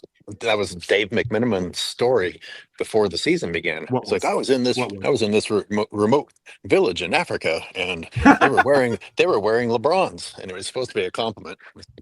That fucker's so detached. Somebody probably told him he was in Wakanda, and he was like, "Oh yeah, that sounds right." He's the worst too. Him and his girlfriend. Or whatever she is. Stand that fool. Yeah. All right. Got to get through these supers. Earn your O2 again. Now the only people calling LeBron daddy is Reeves and his little commissioner Muppet Adam Silver. Agreed. Agreed. Exactly. Fantastic. Crafty Cam, never forget when he forced Bronny to talk with Diddy on FaceTime with Bronny was clearly not comfortable with it. Horrible father. We actually showed that video in the last live. I remember. And it was incredibly uncomfortable for everybody. Amanda Ruiz. He's the LeBron James of role models. That's good. That's Fantastic. good. Well done. I like well that. done. Thank you, Armando. Jesse the Glad Saget. Sports and Fitness Rants. LeBrick is the personification of emasculation, and his fanboys are the personification of ejaculation to his emasculation. Jesus. Wow. That's a lot. Yeah. It, man. That's a lot to process. That's some things you can't unread. Oh, goodness gracious. All right. Xavier to God again. Man, you are too generous today. Yep. Did you guys know former Spur Jonathan Simmons was a UPS driver before being an NBA player, and he locked up LeBron? I bet JJ Redick didn't know that. I didn't know that. I'm not gonna lie. Yeah, that was an old clip. It got resurfaced again. I think Dreamers Pro resurfaced it. Yeah, Nice. Resurfaced. You're being polite saying resurfaced. Yes, I am. You're being very polite. You're being very Import cordial. AI saying with resurfaced. 30 gems clutch. Lost 1-9 again. LeBron is a role model. He's never been arrested and never hurt his wife. Now let's get him a cookie. One of the ones like Riley took from him. That's actually really good. That's actually a great point too, because you'll often hear them mention that LeBron James never got arrested. He never cheated on his wife, and that makes him a great. I mean, like, how do they even know what's going on behind the scenes for him and his wife, man? But these are kinds of cringy ass things that his fan base says. That's the bar for LeBron James. He didn't murder nobody. Right. Robin, how long ago did Chris Rock say, "What, you want a cookie?" for doing these things that you're supposed to be doing as a father? Right, everything that a grown man is supposed to do. Yeah, like almost 30. Almost 30. Was it 30 years ago? 30 I think so. years ago. Yeah. What, you want a cookie? I take care of doing these things that you're supposed to be doing. I mean, this is low-hanging fruit shit we're talking about here. Just the bottom of the barrel, being a decent human being. AOH, I know that's one of the things you always kind of get on, is just being a decent human being, right? Yeah. But that is the level that we're measuring a billionaire, somebody with unlimited resources. We're calling him a superhero because he does the bare minimum, to our knowledge, the bare minimum as a human being. Yet he has the resources and the money to accomplish anything he wants. But we're saying, congratulations for staying faithful to your wife, or congratulations for being a good father. Additional point on this: the fact that he's a billionaire also means that he might be guilty and we wouldn't know, and he certainly wouldn't get arrested. That's the way it goes with billionaires. Touche. You're right. Well, I got some stuff from some people in my Discord for my channel that proves otherwise. That shows he has not been faithful to his wife. And before, I was gonna big time. Before I was gonna release it to the public, like, I want to make sure that it's valid and that I'm not just spreading fucking nonsense. Like, I believe it, but if I can't substantiate it, then I can't talk about it. So I mean, I'll see better. If, you have something better than Drake lyrics. I didn't even know you knew who Drake was. That's funny you said that, AOH. No, LeBron's been linked to several harlots in Women of the Night throughout his career, but it gets tucked away very quickly. Yes, Jules is the first person I think of that he's been linked to. I'm not going to steal your thunder, Siberius, but please move forward with those investigations, because those have been substantiated several times. So you go with that, please. Oh, then I absolutely will. I was gonna say I have them saved. I'm just waiting on them. Center Skuldum, 440 gems, Uncolert. You know what's funny though about the whole women on the side and all this other stuff? I really don't even care.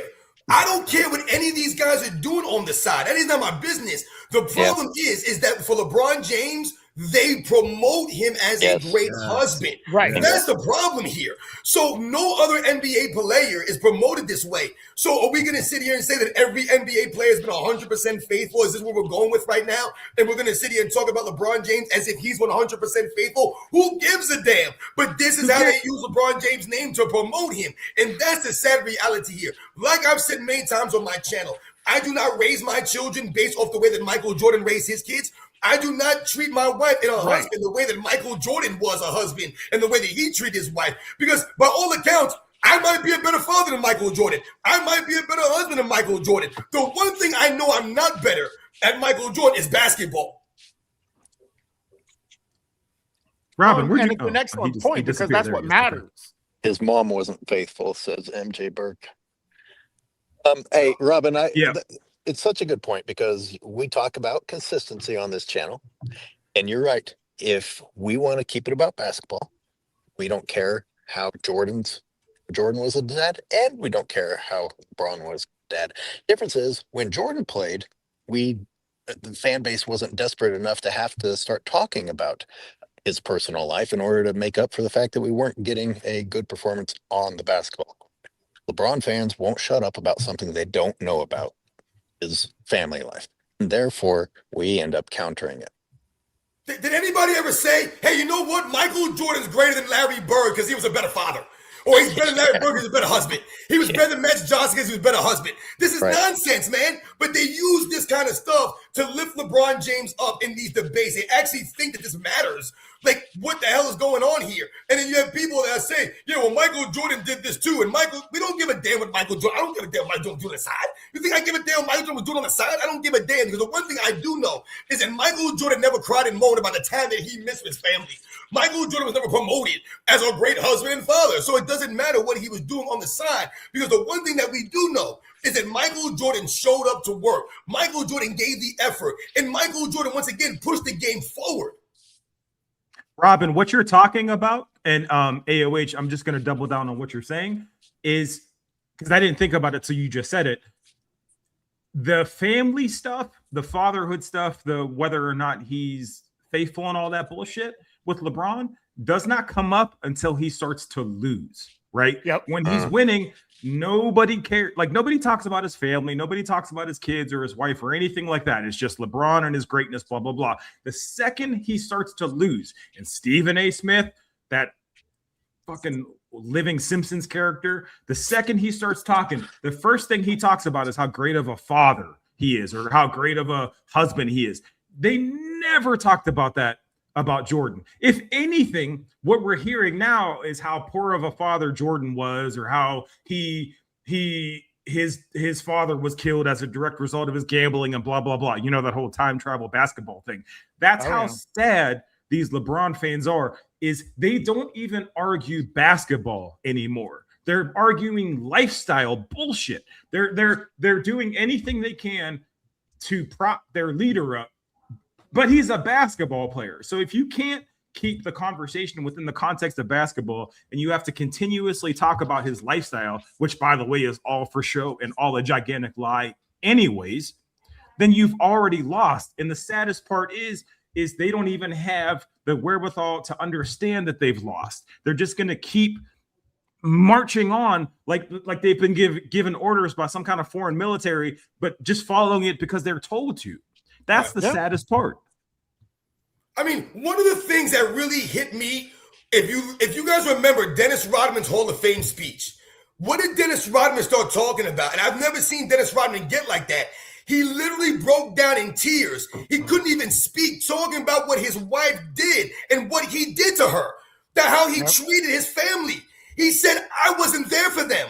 I jacked that all up. He talked about that as Hall of Fame speech because he understood what he did, and he wanted forgiveness, and he wanted to say to you, to the woman, thank you for what you did and what you had to put up with. But Dennis Rodman was doing all kinds of crazy things. Did we ever talk about Dennis Rodman's kids? Did we ever talk about Dennis Rodman's wife? No, and he was jacking it all up, man. So much so that he broke down in tears talking about the time that he missed and how he was not there for those people. Hell, you got people saying now that Michael Jordan don't do nothing for black folks. Like, it's weird stuff how we go with this black thing now, and they'll say, oh, y'all hate on a black man. Meanwhile, they're laughing at Michael Jordan's father being murdered. They're blaming Michael Jordan. Kobe Bryant dies, they make jokes about it. I'm pretty sure those guys are black, but we only use the blackness for LeBron James. Meanwhile, he's fake reading a Malcolm X book. Meanwhile, Michael Jordan helped Spike Lee produce and make the Malcolm X movie. There would be no Malcolm X movie with Denzel Washington, directed by Spike Lee, if it was not for someone like Michael Jordan. And they don't talk about the hospitals that he built. 3 hospitals, Siberius. Yes. Dikembe Mutombo built so many hospitals. Dikembe Mutombo is like responsible for like an entire region of hospitals, and nobody ever talks about all the great work that he did or does. But I have to hear about an I Promise school where the kids can't read on a 2nd grade level and has a room in it with sneakers. You guys know that it's exhausting.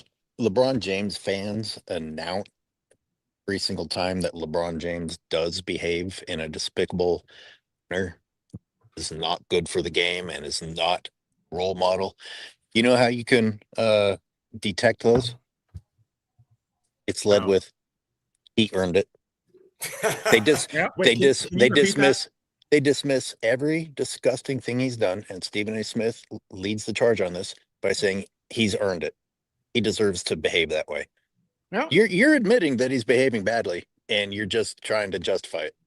So no, he's not a role model. You every single time you say he's earned the right to act, you only say that when you're trying to bad behavior. Well, you're justifying it, AOH. Right. You're putting in place this justification for. Do you And I need never to thought do about that? it, so you just Do you said that need for bad do you behavior. need to do that? Do you need to do that if the behavior was already exemplary? You have to seek ways to justify something that should speak for itself. So let me ask a question. And I don't want to joke about age, but I know that you're again centuries older than I am. AOH. Back when Jordan was in his prime, you did not hear, like, it didn't seem, correct me if I'm wrong, there wasn't this forced narrative about Jordan's greatness, right? Like, they just talked about it, and then he played, and then that's all you needed to see, right? Just from a marketing perspective. And again, I'm joking, but not really. His game did enough talking. Right? There was no question. You didn't need this entire machine behind Jordan to tell us how great he was, correct? Correct. Yeah, see? That's all you need to know. Well, that's the funny thing now is Jordan's game still does enough talking. Touche. Oh, you're right. To You're this right. day does enough talking. Why do you think he doesn't Tiberius. have a media team? I mean, he can afford it. He's got more billions than LeBron. If he wanted to start a media company to change the narrative, he could. But he's like, no, I did it. It's out there for you to see. All the games are available. All the highlights are available. Like my shoe sales are, you can look it up online. My jersey sales, you can look it up online. It's all there. Yo, Tiberius, man, you hit it right on the head right there. It's so true. All the things that people are coming out and tearing him down, Isaiah Thomas, Scottie Pippen, all these weirdos on the media. Michael Jordan has never once came out. You guys remember when Michael Jordan actually came out and said something? What did he speak up? He spoke up in defense of Magic Johnson when they were trying to act as if Steph Curry was the greatest point guard of all time. And Michael Jordan was like, hold on a second here, guys. Magic Johnson is the greatest point guard of all time. You remember Stephen A. Smith read off the exact text that he got from Michael Jordan. He didn't come out and defend himself. He defended his friend Magic Johnson. That's what Michael Jordan did. So the sneakers he's selling, the jerseys, the merchandise, the Jumpman logo that's still relevant today is all off of his on-court greatness, the legacy. And I continue to tell people, the more research you do on Michael Jordan's career, the greater he becomes. But the more you dig into LeBron James, the more you call and check the references, the more you find out it's fraudulent. It's true.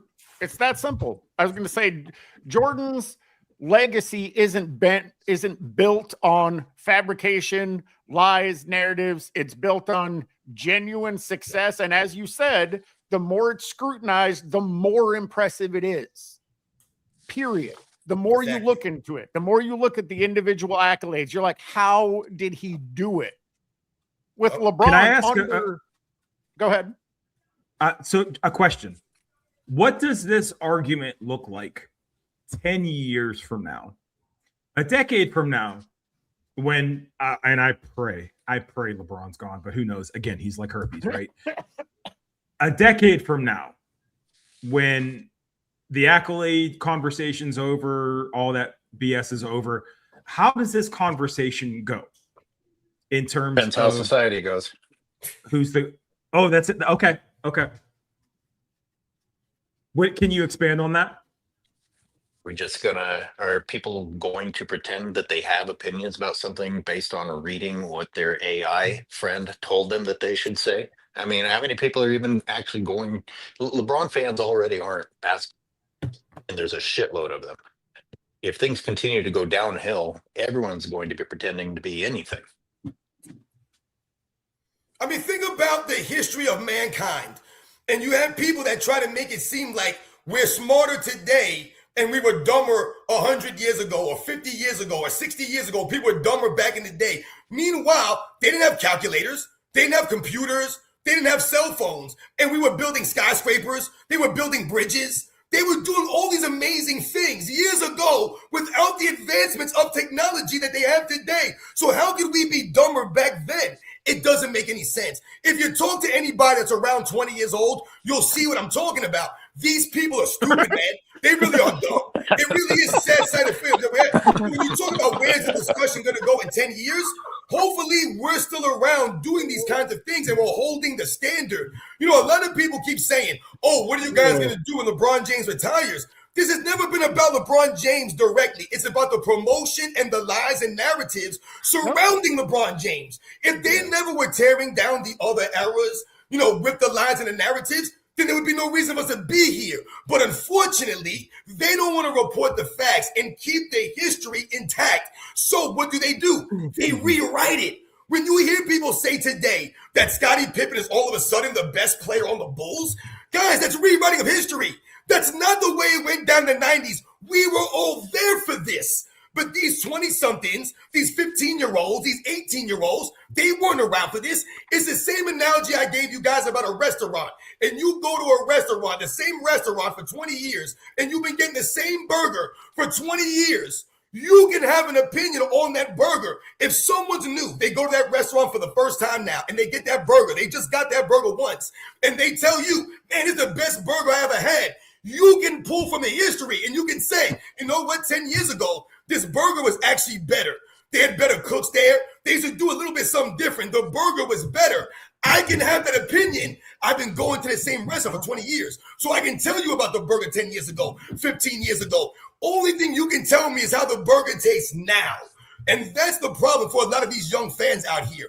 They've been watching the NBA since 2010. And they're trying to tell us that this is greater, but they can't give you any history of why it is. Robin, and shout out to Meg, because this is it's so crazy you mentioned Idiocracy.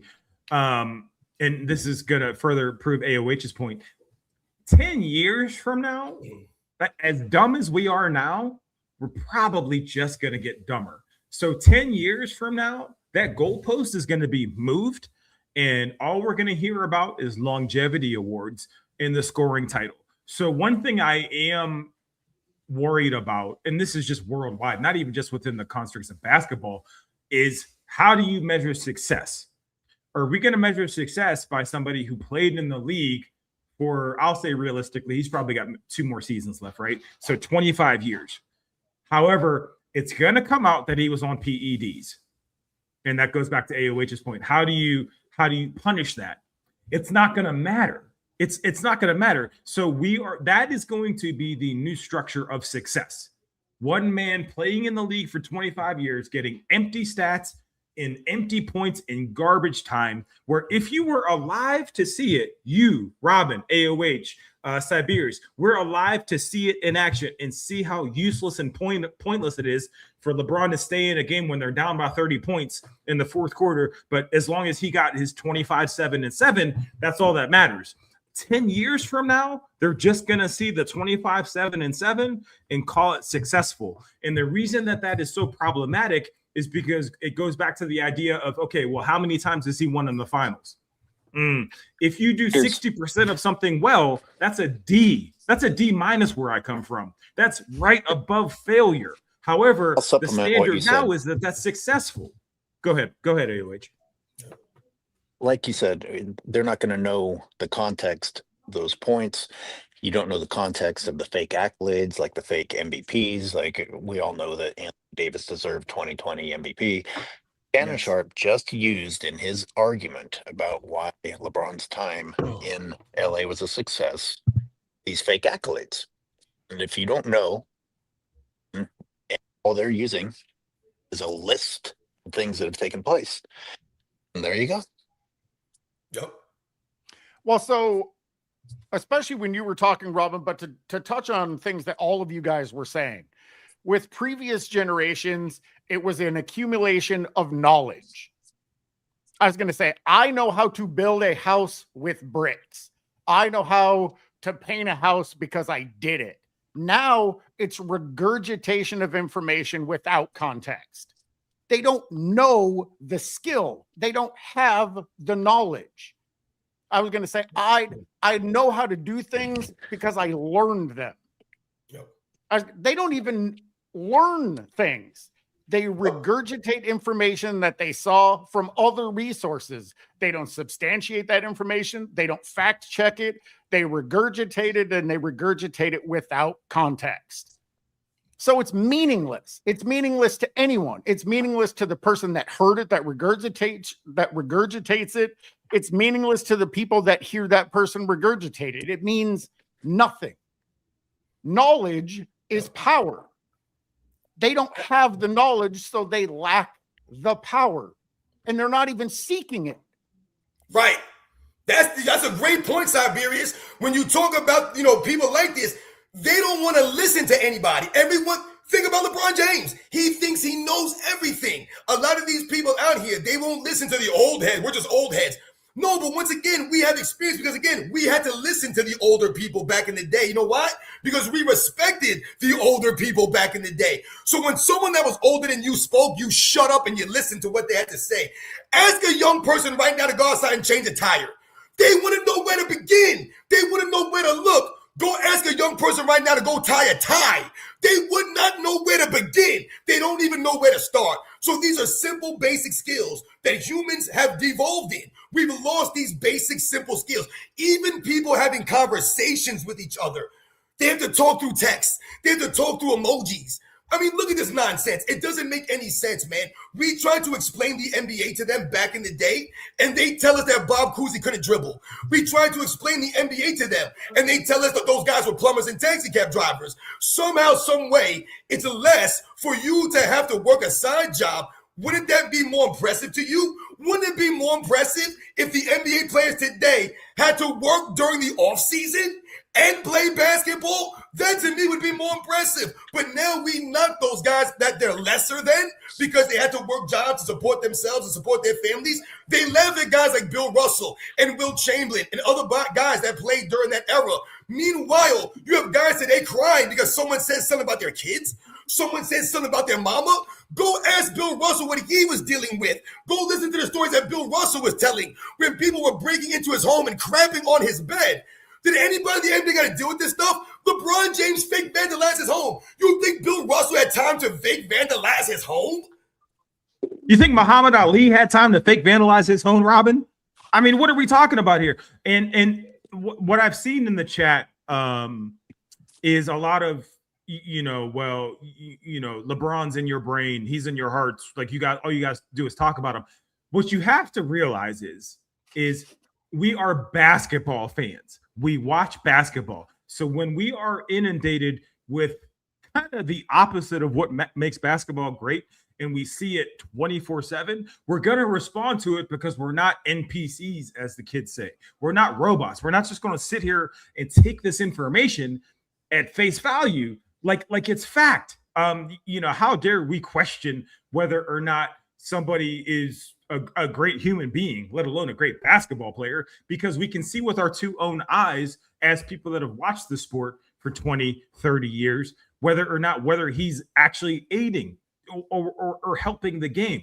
So if ESPN just simply reported on basketball, if Stephen A., God forbid, ever opened up a story with something other than he's a great father or great family man, or I love him and respect him, but if they talked about anything other than that, then we'd probably have something else to say. However, there still has to be a force in place, a presence in place to tell you, wait a second, maybe what you guys are being told 24/7 may not be accurate. If you put subtitles on and actually can understand what Kendrick Perkins is saying, he's speaking nonsense. But again, I'm going to keep coming back to it. That dude makes 6 figures, maybe 7 figures to go out there and give disinformation. He gets paid to give disinformation. Stephen A. gets paid to divide races, literally force black and white people away from each other. Like, that is problematic. Societally speaking, that is problematic. Can I jump in? There still needs to be somebody. Yeah.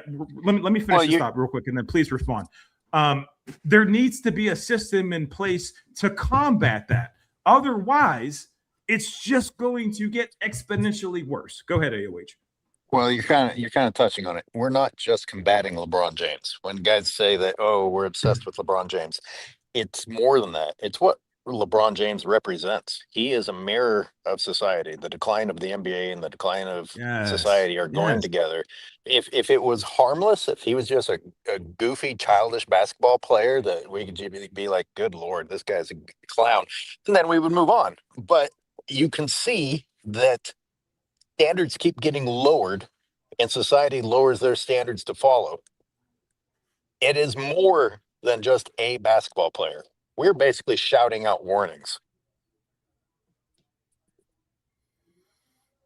Yo, I want to talk about the Bleacher Report defensive players list before, because we're rolling long here right now. Yeah. If you guys wanted to talk about that. No, let's talk about it. Here, I'll see if I can find an image of it real quick and put it on the screen. Did you guys see the list at all? No, not yet. What a shame that Mad Dog Russo wasn't ready when JJ Redick was disrespecting everybody by calling them plumbers and firemen. Mad Dog should have said, what about UPS drivers? What about TikTokers? No, but podcasters. No, but LeBron literally couldn't handle a UPS driver on a 10-day contract. Listen, the one thing that can't be denied when we talk about past and present stuff is the standard of officiating and the standard that these players are held to. So people can cry and moan. The facts remain. Guys back in the 50s, the 60s, the 70s, the standard was much more strict for them. And the problem with that is that they promote the guys today as being more skilled than the guys back in the day. If that is in fact the case, that these guys are just greater, they're faster, they do everything at a higher level, then why is the standard lowered for them? The standard should always be increased. That's why I say they're complaining about playing too many games. They should be playing more games if they're bigger, stronger, faster. If they're more skilled, the officiating standards should be more strict for them. But instead, they lower the standard for these guys. It can be both ways. But yes, it can, Robin. Yes, it can be both ways when you're talking about LeBron James. Like, that's the entire point. You can say one thing and it be completely different. Like, that's the entire point. You can be a winner, but you can also be 4-6 in the finals. Like, that's the entire point of like today's generation is it can be both ways for whatever reason. Like, that's how far standards have fallen. It doesn't matter what you do. In AOH, I'm going to piggyback off what you always say. If you say it enough and you say it loud enough, people will believe it. Word. Now, I looked at this Bleacher Report top 99 defensive players list, and I didn't bother going into the bottom 50 because, for my video anyways, because it's just too long of a list, and we could just, go all day for this stuff. But I have, some numbers that I wrote down here and some of the egregious rankings that I wrote down right here that I wanted to touch on. So I think, we don't have to necessarily put the list up. I'm sure a lot of people, I see you guys in the chat, you guys have looked at some of these rankings of some of these defensive players, and some of the ones that stood out to me. Number one, I had Patrick Ewing. They had Patrick Ewing number 46. And to me, I don't understand how Patrick Ewing could be 46, but more importantly, it's some of the people that they had above Patrick Ewing that I don't agree with. And I feel like Patrick Ewing is becoming very, very underrated, and he's becoming like criminally forgotten how good Patrick Ewing was. And the reason why is because of the era he played in. So he's not going to have a bunch of defensive accolades, under his resume. But for Patrick Ewing to be number 46 behind Tyson Chandler, behind Joakim Noah, behind Marcus Camby, I can't put those guys above Patrick Ewing. To me, that's insane. So that was one of the first ones I saw that was in the top 50 that I did not agree with. Jesus. Ewing's behind Tyson Chandler? Yep. They have Tyson Chandler ranked 43. Now, I know that a lot of us have probably seen videos, and one of the most egregious things on this top 99 list is Kobe Bryant being ranked 42nd. Oh, great. We have some of the top 25 guys here. Yeah, I can't find a list of the entire list. It's That's a long as much list. as I can find altogether. I have some of the numbers written down here. So they had Kobe Bryant ranked 42nd. All right. Now, That's insane. when you have Kobe Bryant ranked 42nd, okay, he's 42nd. Who do you have above Kobe Bryant? They have LeBron James ranked way above Kobe Bryant. But they also have a bunch of guys. Drew Holiday is ranked above Kobe Bryant. Chris Paul is ranked above Kobe Bryant. Michael Cooper is ranked above Kobe Bryant.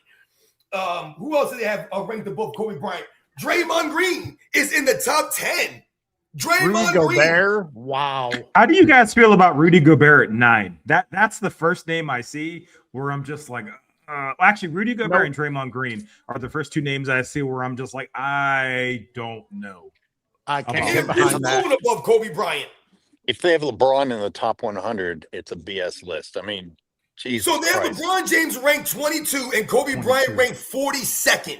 That's How just- was LeBron James 20 spots better than Kobe Bryant on defense? There's no argument for this stuff. I just don't understand it. It doesn't make any sense. That's why I say these lists they're not consistent. Like I said, for Patrick Ewing to be 46th, but Rudy Gobert is 9th, I'm never going to put Rudy Gobert above Patrick Ewing. I don't give a damn. If Patrick Ewing played in the era that Rudy Gobert played in, then he would be the one with the Defensive Player of the Year awards. He would be the elite shot blocker.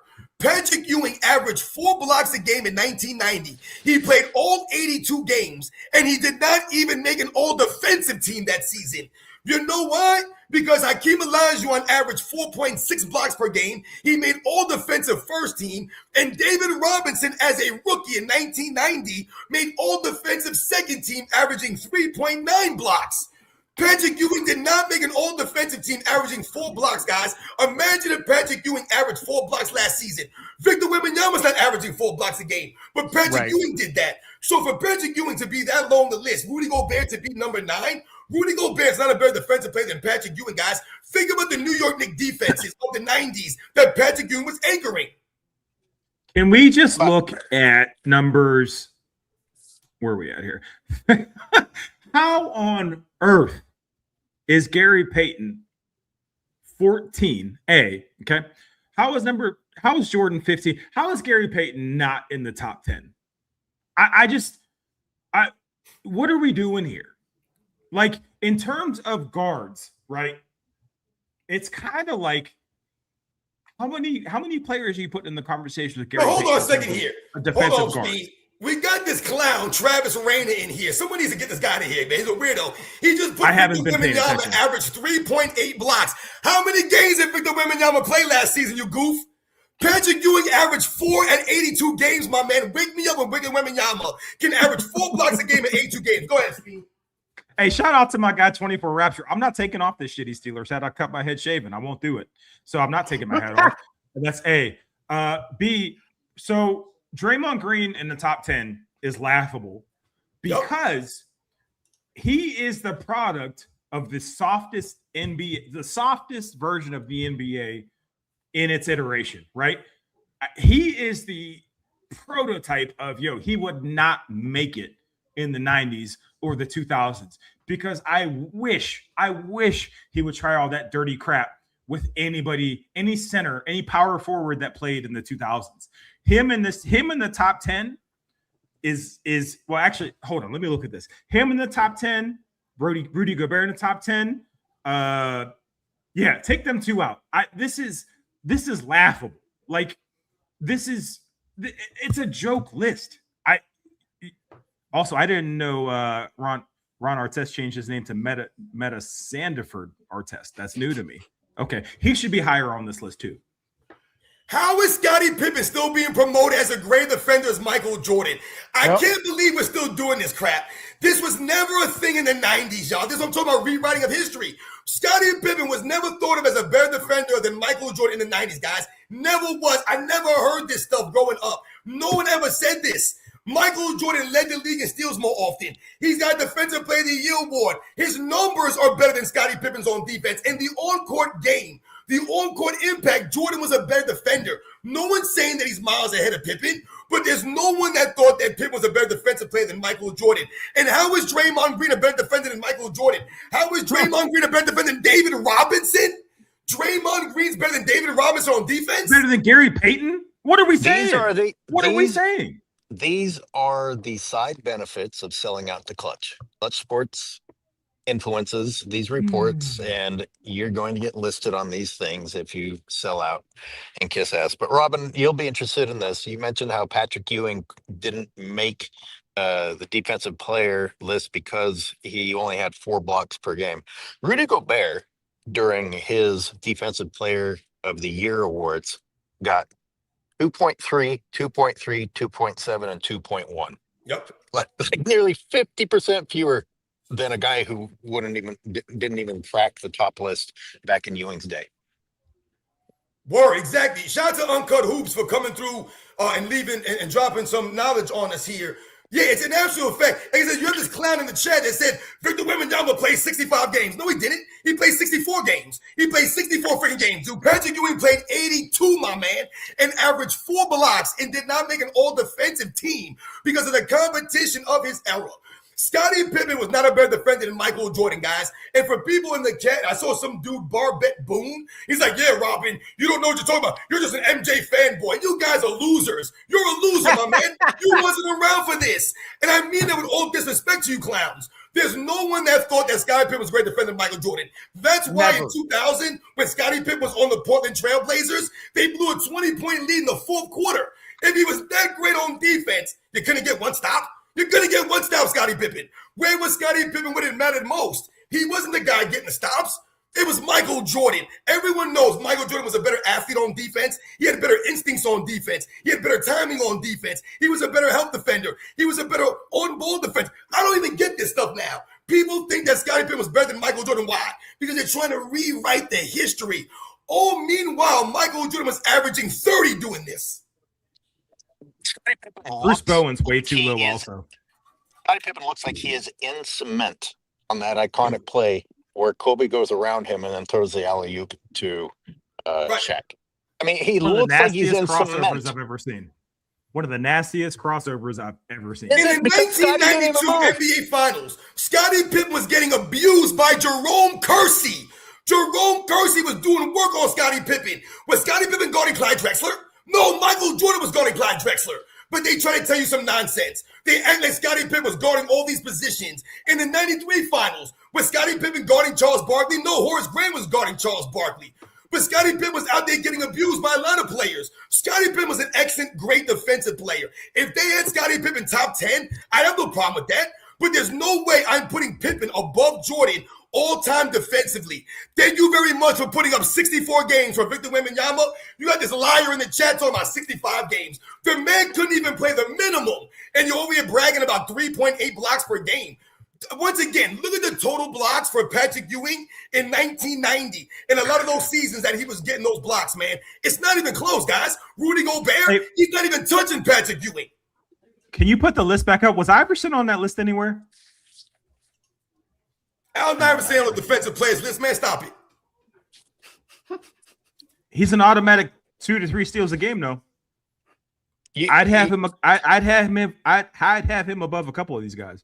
Can fanboys stop and imagine how much more effort there is in a season to average 4 blocks a game, almost 20 more times than the people you're talking about today? You have to go out and do that 20 more times in a season. That's right. That's 20 times that you can have a bad game and fuck up your average. 20 times that you have to go out there and deliver it again and again and again. Not just deliver when you feel healthy. Not just deliver when you feel like you had a good night's sleep or slept in the right bed or the right pillow or the right hyperbaric chamber. Yep, exactly. Disgusting. You're telling me that Rudy Gobert is a better defender than Kareem Abdul-Jabbar? They had Will Chamberlain, number 18. How the hell is Will Chamberlain the 18th grade defender? He's under Rudy Gobert. Will Chamberlain would eat Rudy Gobert for breakfast, man. It would not even be close, guys. Are you freaking kidding me? This is insane stuff. How is Tim Duncan above Hakeem Olajuwon on defense? How is Kevin Garnett above Hakeem Olajuwon on defense? This is an insane list that's not consistent at all. There's no way that Rudy Gobert was better than David Robinson on the defensive end. There's no way that he was better than Kareem Abdul-Jabbar on the defensive end. He's not even in the same stratosphere as Will Chamberlain on the defensive end. Gary Payton not being top 10 might be the biggest crime on this list. Will Chamberlain needs to be in that top 10. The glove. Who did Will Chamberlain have to guard? Barb and Boone, do me a favor, man. Please, go outside and get some sun, dude. You need some help. Go look at the Hall of Fame centers when Will Chamberlain played, my man. You don't know. I don't got to tell you. You should have done your own research. Don't come in here with who did Will Chamberlain guard. Go do your own homework, fool. Go watch the videos from the Will Chamberlain archive. This is what I'm talking about, you clowns. You don't do your homework. All you do is listen to Nick Wright and Shannon Sharp and these goofy ass LeBron James channels. Go Bears. You know I got to turn my camera off when Robin starts yelling. Who did Rudy Gobert guard? My computer explodes. Sengun. Who's Rudy Gobert guarding? Sengun. Alperen Sengun. Another thing about Michael Jordan versus Scottie Pippen. 1998, the final season of Michael Jordan playing the Bulls at 35 years old. He was 5th in Defensive Player of the Year award voting. 5th. Michael Jordan's longevity on defense was greater than Scottie Pippen's, guys. That's just the facts, man. So don't come in here and tell me that this dude was better than Michael Jordan was. This guy named one dude, the Joker, Jokic. He had to guard Jokic, Rudy Gobert. That one guy you're naming? One dude? And how was greater than Nikola Jokic in this weak-ass era when dudes are carrying, traveling the ball all over the place? The hell out of here, man. How is Anthony Davis over Alonzo Mourning? Even if you think about them as basketball players, which one was available and which one wasn't? How do you have AD who plays 14 games a season over Alonzo Mourning? One of the last few big men to actually meet you at the cup. These guys don't even play against each other. That's the thing here. When you look at how many times Bill Russell and Will Chamberlain faced off against each other, they faced off against each other a lot of times. Will Chamberlain didn't duck the smoke. Bill Russell didn't duck the smoke. Willis Reed didn't duck the smoke. Walt Bellamy didn't duck the smoke. Right? Did Nate Thurman duck the smoke? Did Wes Unseld duck the smoke? I mean, did Will Chamberlain not guard Kareem Abdul-Jabbar when he was young and he was old? Yes, he did. Go look how many games Will Chamberlain played in his last 3 seasons at 34, 35, and 36 years old. The man played all 82 games, dominated the glass, and was blocking 10 shots a night. But he didn't go against nobody. I just named 5 Hall of Famers that he went against. This guy named Chet Holmgren and Joel Embiid. Joel Embiid don't play. Who is Chet Holmgren? What else is on the docket, Siberius? We've been going at this for almost 2 hours and 20 minutes. I'm fired up. I'm good to go for the rest of the afternoon. Don't get me wrong. But what else? They got Dennis Rodman, number 7. Dennis Rodman, number 7. Dennis Rodman is the most versatile defensive player I've ever seen in my life that I ever watched. Yeah, he's going to punch me through the screen, so we better move on. That's personally the one that I take the most offense to. And I absolutely admit that I'm biased, as Rodman is my favorite player. But again, absolutely most versatile defender all time. I don't even think it's close. And then to have him having Draymond Green at 10 is the biggest hedge I have ever seen. It's like they're too scared to not put him in the top 10. But he is not. Like, it's disturbing how off this list is. I mean, I think it's problematic. It is problematic. I personally only had one other thing that and it's a video that I wanted to watch, and it's hilarious because it's Dwayne Wade watching the LeBron's decision like he had no idea what was happening. Rudy Which Gobert. we know is a I can't fucking believe lie these because clowns. he knew 2 years before that what was happening. But yeah, apparently it's recorded, it's documented because he was finding out when we were finding out. And I'm like, what? Where do the lies end? They just don't stop. They can't let things be what they are because what they are is embarrassing. And it makes the league look worse than it even is. Wait, what? So, I mean, if you guys want to watch that video, I'm certainly down. If you want to wrap it up, that's fine. If you want to keep going, I'm good with whatever. Well, Listen, I'm not done. I am not done. Hold the hell on here. This absolutely ridiculous for you lames in the comment section to be talking this nonsense. And you're lucky I can't get y'all up out of here. Because I get you clowns up out of here. You got fools named Chet freaking Holmgren. Gotta reset my Chet computer. freaking Holmgren. You got people out here talking about Michael Jordan this, Michael Jordan that. You guys, I dare you fools to go home right now and make a video. Make a video on it. I dare you fools to make a video. You guys have no clue what you're talking about. You're a bunch of idiots. Will Chamberlain was that dude. The dude was legit. For Bruce Bowen to be number 24, but LeBron James is 22, what did Bruce Bowen at 35 years old do to LeBron James in the finals? You show me LeBron James at 35 years old playing defense. Show me LeBron James at 35 years old playing defense. LeBron James ain't been an all-defensive team since he was 29. But you're going to put him above Bruce Bowen that was making all-defensive teams well into his 30s? This is insane stuff. I saw Michael Jordan cooking Bruce Bowen when he was on the Wizards on one leg. Yep. You got some fools telling me, oh, Robin said that Michael Jordan's a better shooter than Ray Allen. Yes, he is. Michael Jordan is that guy. If I need a shot at the end of the game, I'm going Michael Jordan over Ray Allen all day, every day. They know disrespect to Ray Allen. Once again, shooting is more than three-point shooting, my man. So you guys can go to hell. I'm waiting for you guys to make your videos. You guys would never put your face on camera. You guys would never make videos breaking the game down. You guys have no idea what you're talking about, man. You guys are out here just talking emotionally. But you're talking, I'm giving you the facts. The dude asked me who did Will Chamberlain guard. I named 6 Hall of Famers, and this guy said, yeah, well, Kareem cooked Will Chamberlain. When did Kareem cook Will Chamberlain? When? I'm trying to figure this out. Again, you name me a better center than Kareem Abdul-Jabbar right now. I would kick these guys out of here, but I can't because they're not on my channel. No, I'm joking. I'm just joking. This is great stuff. These guys are clowns. They won't make videos. Look at them. Look at their profiles. They don't even got no profile picture. They are typical LeBron James fanboys. All you guys are saying the same thing. You had the guy come and say, Victor Wembanyama played 65 games. Dude, I just clowned that. I said, Patrick Ewing played 82. Wake me up when Victor Wembanyama plays 82 games and averages 4 blocks, my man. Wake me up.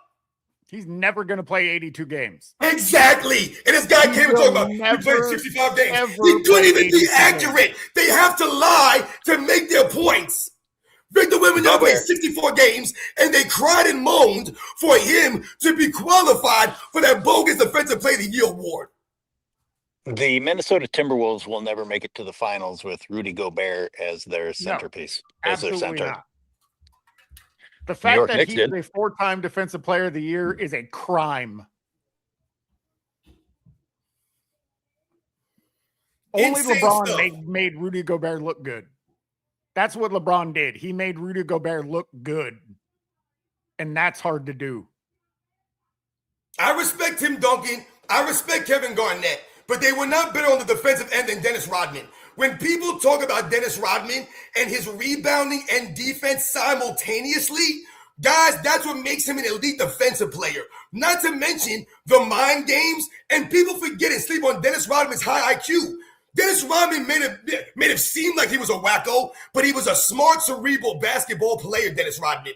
So for him to be number 7, to me, is, as I said, it's egregious to me. He should easily have been in the top 5, easily. And for them to put Draymond Green above guys like David Robinson, above guys like Dwight Howard, to put him above Gary Payton, to put him above Kareem Abdul-Jabbar, to put him above Will Chamberlain, insane stuff.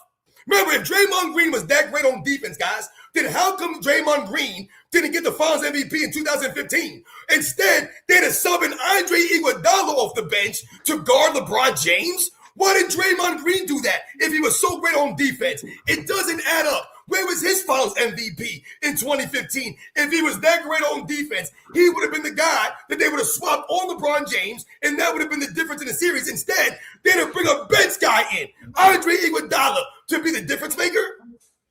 Something you mentioned, Robin, that I want to touch on real quick. Tim Duncan, KG, they just played straight up defense. There was no gimmicks. There was no dirty play. There was no, you can count on them for a flagrant foul or you can count on them for a hard foul. They just played straight up man-on-man defense, right? And that's what they were known for. So where you have them on the list, okay, we can argue that. But You have legitimate defensive presences on this list, and then you have a Draymond Green at 10, and that is a slap in the face to basketball because Draymond Green is just a walking flagrant foul, a walking like problem waiting to happen. So everybody, well, actually, let me look. Okay, so Bill Russell, Tim Duncan, KG, Hakeem, Ben Wallace. Ben Wallace, he wasn't known for dirty play, right? He was known for just being a physical defender. Like when he was in the paint, you weren't touching the rim. Everybody else on this list, like they're known for their defense. Draymond Green, what is he known for other than dirty play, right? A flagrant foul here and there, and the spaz out on his coach in front of everybody. Okay, and I guarantee 2 techs. Him at top 10 is laughable when you think about someone like a Tim Duncan or a KG or a Hakeem or a Ben or pretty much everybody else on this list in the top 10 that played legitimate one-on-one or team actual defense. Like, I think that's something that's not talked about enough. I'm okay with Draymond Green being on this list somewhere, but top 10 is crazy when you put him in the same sentence as players that played real defense where it wasn't just fouling or kicking someone in the nuts or pushing them over. This is not a real joke. This is not a real list. It's not. Steve Kerr said that Draymond Green is a better defender than Dennis Rodman.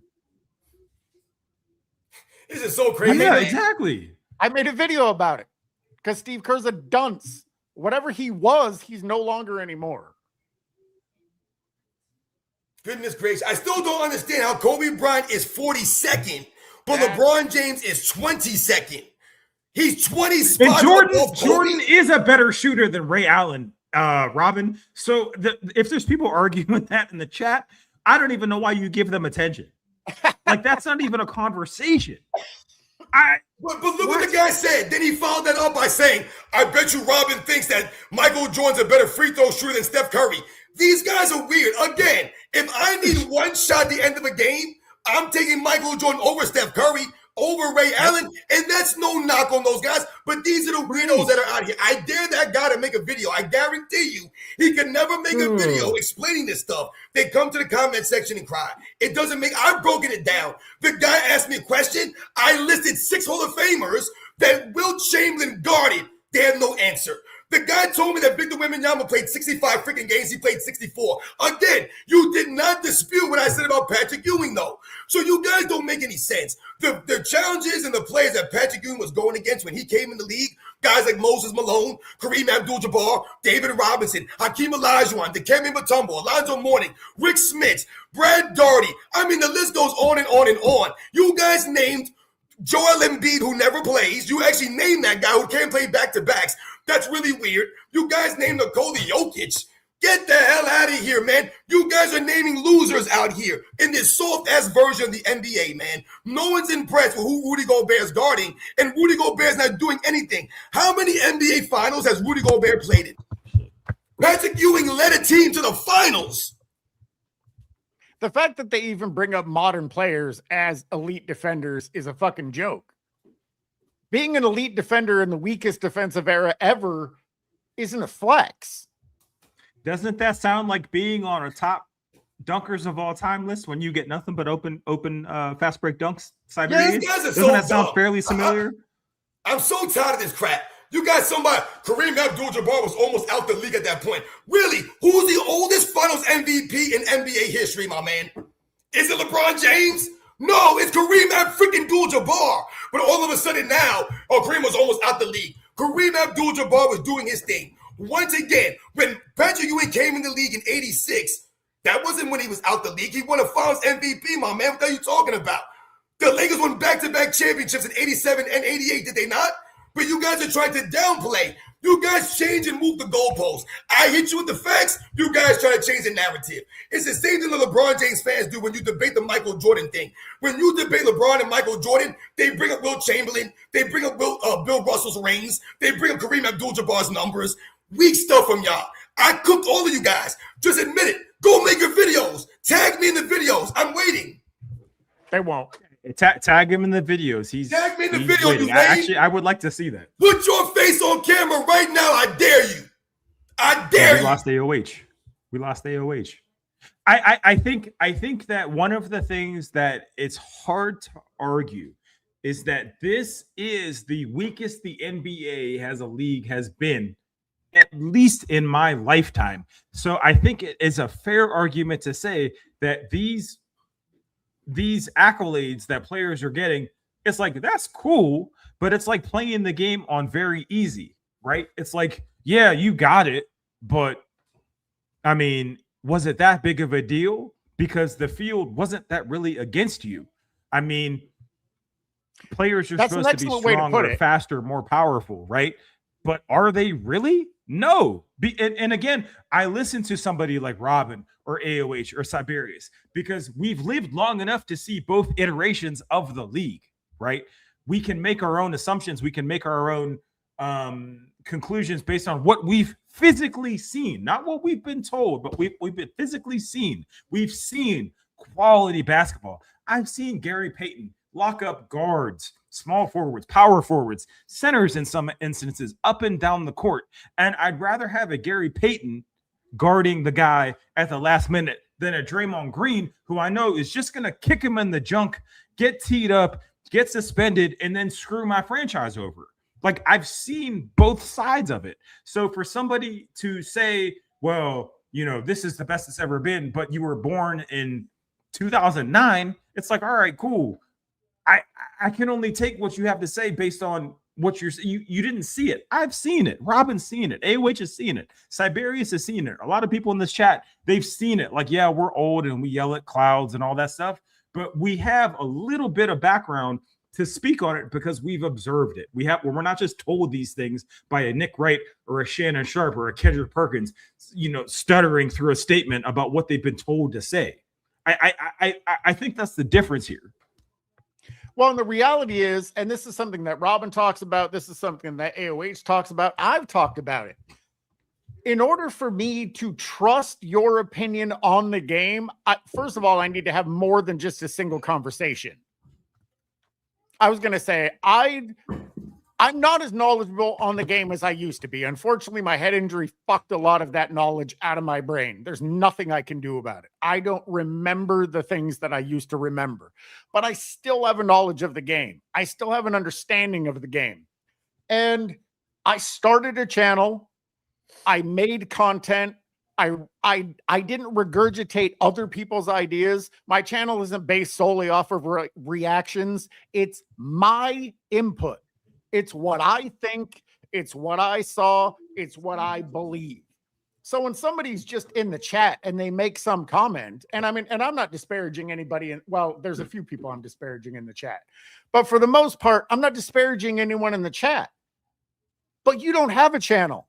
You haven't made 300, 500, 1,000, 2,000 videos demonstrating that you know the game, demonstrating that and especially when everything that you come up with has to do with the modern era, when you're talking about great players, that lets me know you didn't watch the game in the past. You have no understanding or knowledge of that period. Because if you did, if your go-to of who did they block and you come up with Jokic, who gives a fuck about Jokic? Jokic in the 80s and 90s is nothing. He'd be lucky to come off the bench. He's not a legit big man. He's a big man that does, I don't even know. Because I don't watch. Because it's not quality basketball. It's not real. I'm tired of people that pretend to know things. Or like you always point out, Sports and Fitness Rants, you started watching the NBA in 2010. Yep. That's a drop in the bucket. That's nothing. And I get tired of that shit. Word. And remember, I see the real Siberius is being real nice here. I'm not being nice. Screw all you clowns. And I mean that with all due disrespect to you. For real. And you guys lucky I don't curse. I don't like to do the cursing. I don't do that stuff. But screw all you clowns. Because again, y'all out here lying. You are the liars. You're the lying in the chat. How the hell y'all lie? Y'all a bunch of clowns, man. Y'all weirdos. You have to lie to try to make a point for yourself? I mean, my goodness, I answered the questions. I educated people out here. I'm not arguing with you fools. I'm educating you. But you don't want to listen. So you proved my point that I said earlier. You fools don't listen to people that know more than you. I've proven my knowledge. I have over 3,000 videos on here. I've proven myself because I've listened to people that know more than me. When I was going and watching the game, they actually educated us. So I learned a lot about the game. There's no way in freaking hell you're going to sit here and tell me that Rudy Gobert is a top 10 defensive player of all time. Draymond Green's a top 10 defensive player of all time. But Will Chamberlain's not. Kareem Abdul-Jabbar's not. Michael Jordan's not. Dwight Howard wasn't. Kawhi Leonard wasn't better than Draymond Green. What did we do? Robin. And there's no way in hell I'm ever going to be on board with Scottie Pippen being a better defensive player than Michael Jordan. I don't want to live with that. I'm not going to listen to that crap because that's a freaking lie. I don't do lies. I don't care about your opinion. You want to feel that way? Fine. Explain it. You can't explain it. There's no way you can explain it because we watch this stuff and you cannot make that argument. Robin, let me just respond to that real quick. It's not that we know more than, right? Even though I do agree with what you're saying. Let me just start there. It's that we know different than, and that's the problem. The second we offer a different opinion than what they're being told on ESPN or Fox Sports, we're immediately seen as haters, right? How dare we offer a different opinion than what they're being told by a Nick Wright or a Shannon Sharpe? It's not that we know more. We just offer an additional perspective to what they're being told. And if that additional perspective has LeBron James anything less than number one in the history of humanity, then we have no idea what we're talking about. So my thing is this, and this is the one thing that I will say about Stephen. I have nothing positive to say about him, but the one not negative thing I will say is that he often brings up the point that he's continually attacked because he doesn't have LeBron James as number one. He has him as number two. And the fact that he has him as number two and his fans find that as an insult tells you everything you need to know. That's exactly what we're doing here. You know way more basketball than I do. There's no question. However, the basis here is that we offer a different opinion. And the second that opinion is different than anything other than LeBron James is the founder of the church, right? Or he came back from death itself. If we're not saying that, then we are completely out of line. And that's the most problematic thing of this all, is that if you don't have him as number one, then what you're speaking is blasphemy. And that speaks to a larger societal issue, is if you have a differing opinion, then you might as well be part of the problem. You might as well be part of the ops, as the kids say, right? And we have real life knowledge and real life observance of what took place.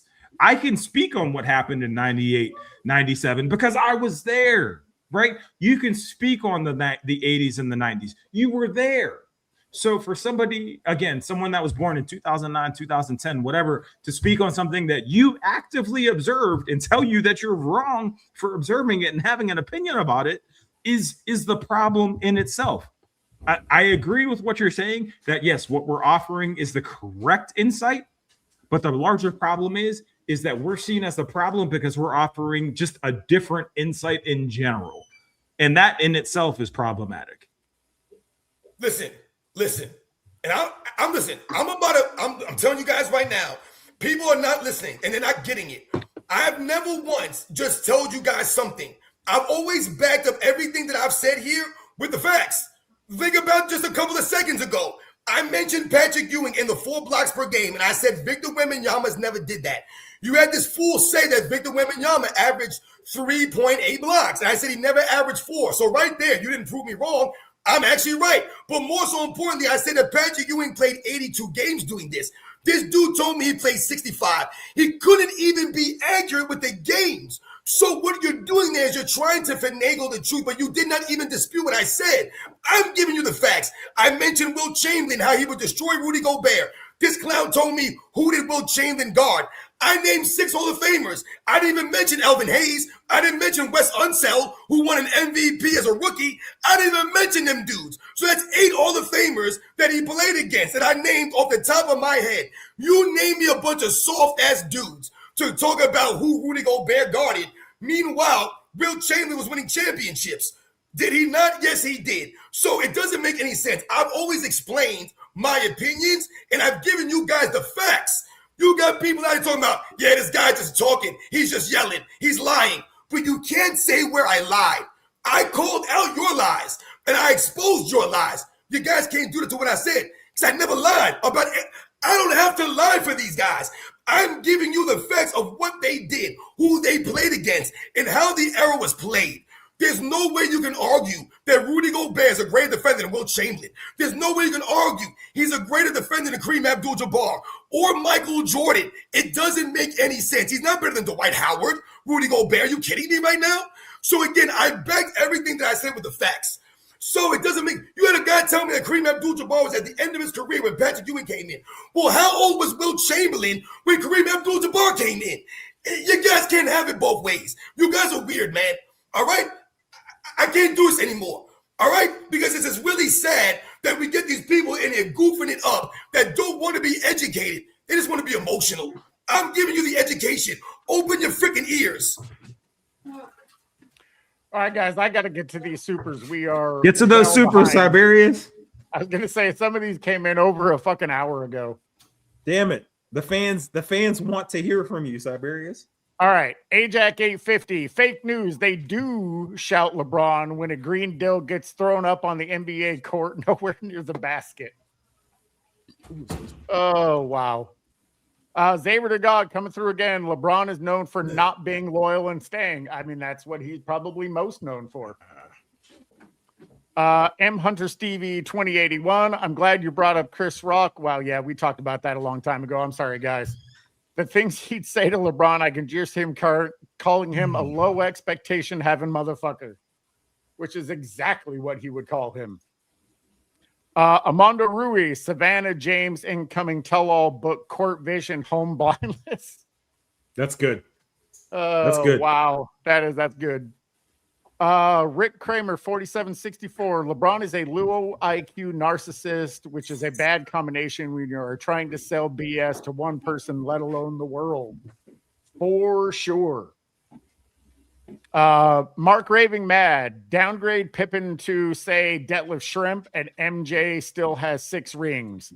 Make similar downgrades for Wade, Kyrie, and Davis, and LeBron has no rings. Absolutely 100%. Jay Swish, where is Mark Eaton? He better be on the fucking list. Like, he may not be in the top 25, but he better be on Mark Eaton is number 26 on the list.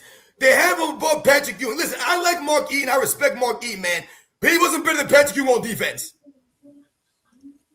Last one here, Red Factor 216. Michael Cooper is missing. List dismissed. The egregious... Michael Cooper was number 28. 28? Okay. Yeah, I wish I could have found the entire list, like just listed out as names. But they had Victor Wembanyama number 36. They had Bam Adebayo number 38. They had Walt Clyde Frazier number 40.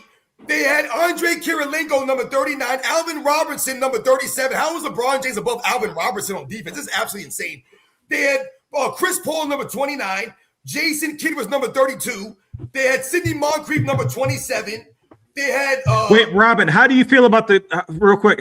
Is Chris Paul too high or too low? I think Chris Paul is in a decent spot. He's number 29.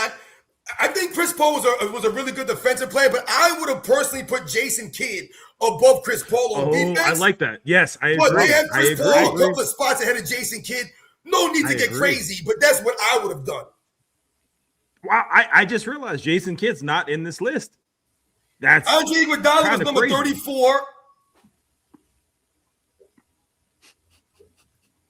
I told you they have Joakim Noah above Kobe Bryant at number 41. That's laughable. I mean, I saw somebody say Jerry West was 68. Yeah, how the hell is Jerry West number 68? Like what are we doing here, man? You know why? Yeah, because he was a slow, unathletic white guy. That's why he's at number 68. My God, man. Even though he had to guard guys like Oscar freaking Robertson all day, every day in the goddamn court. But let's just throw Jerry West nowhere. I mean, my goodness, man. He's one of the greatest two-way players in the history of the game, Jerry West. Yeah.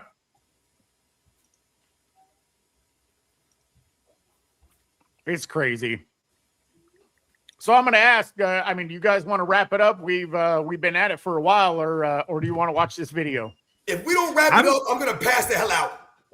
I kind of want to watch Robin pass out. I think we should keep going. Insane, man.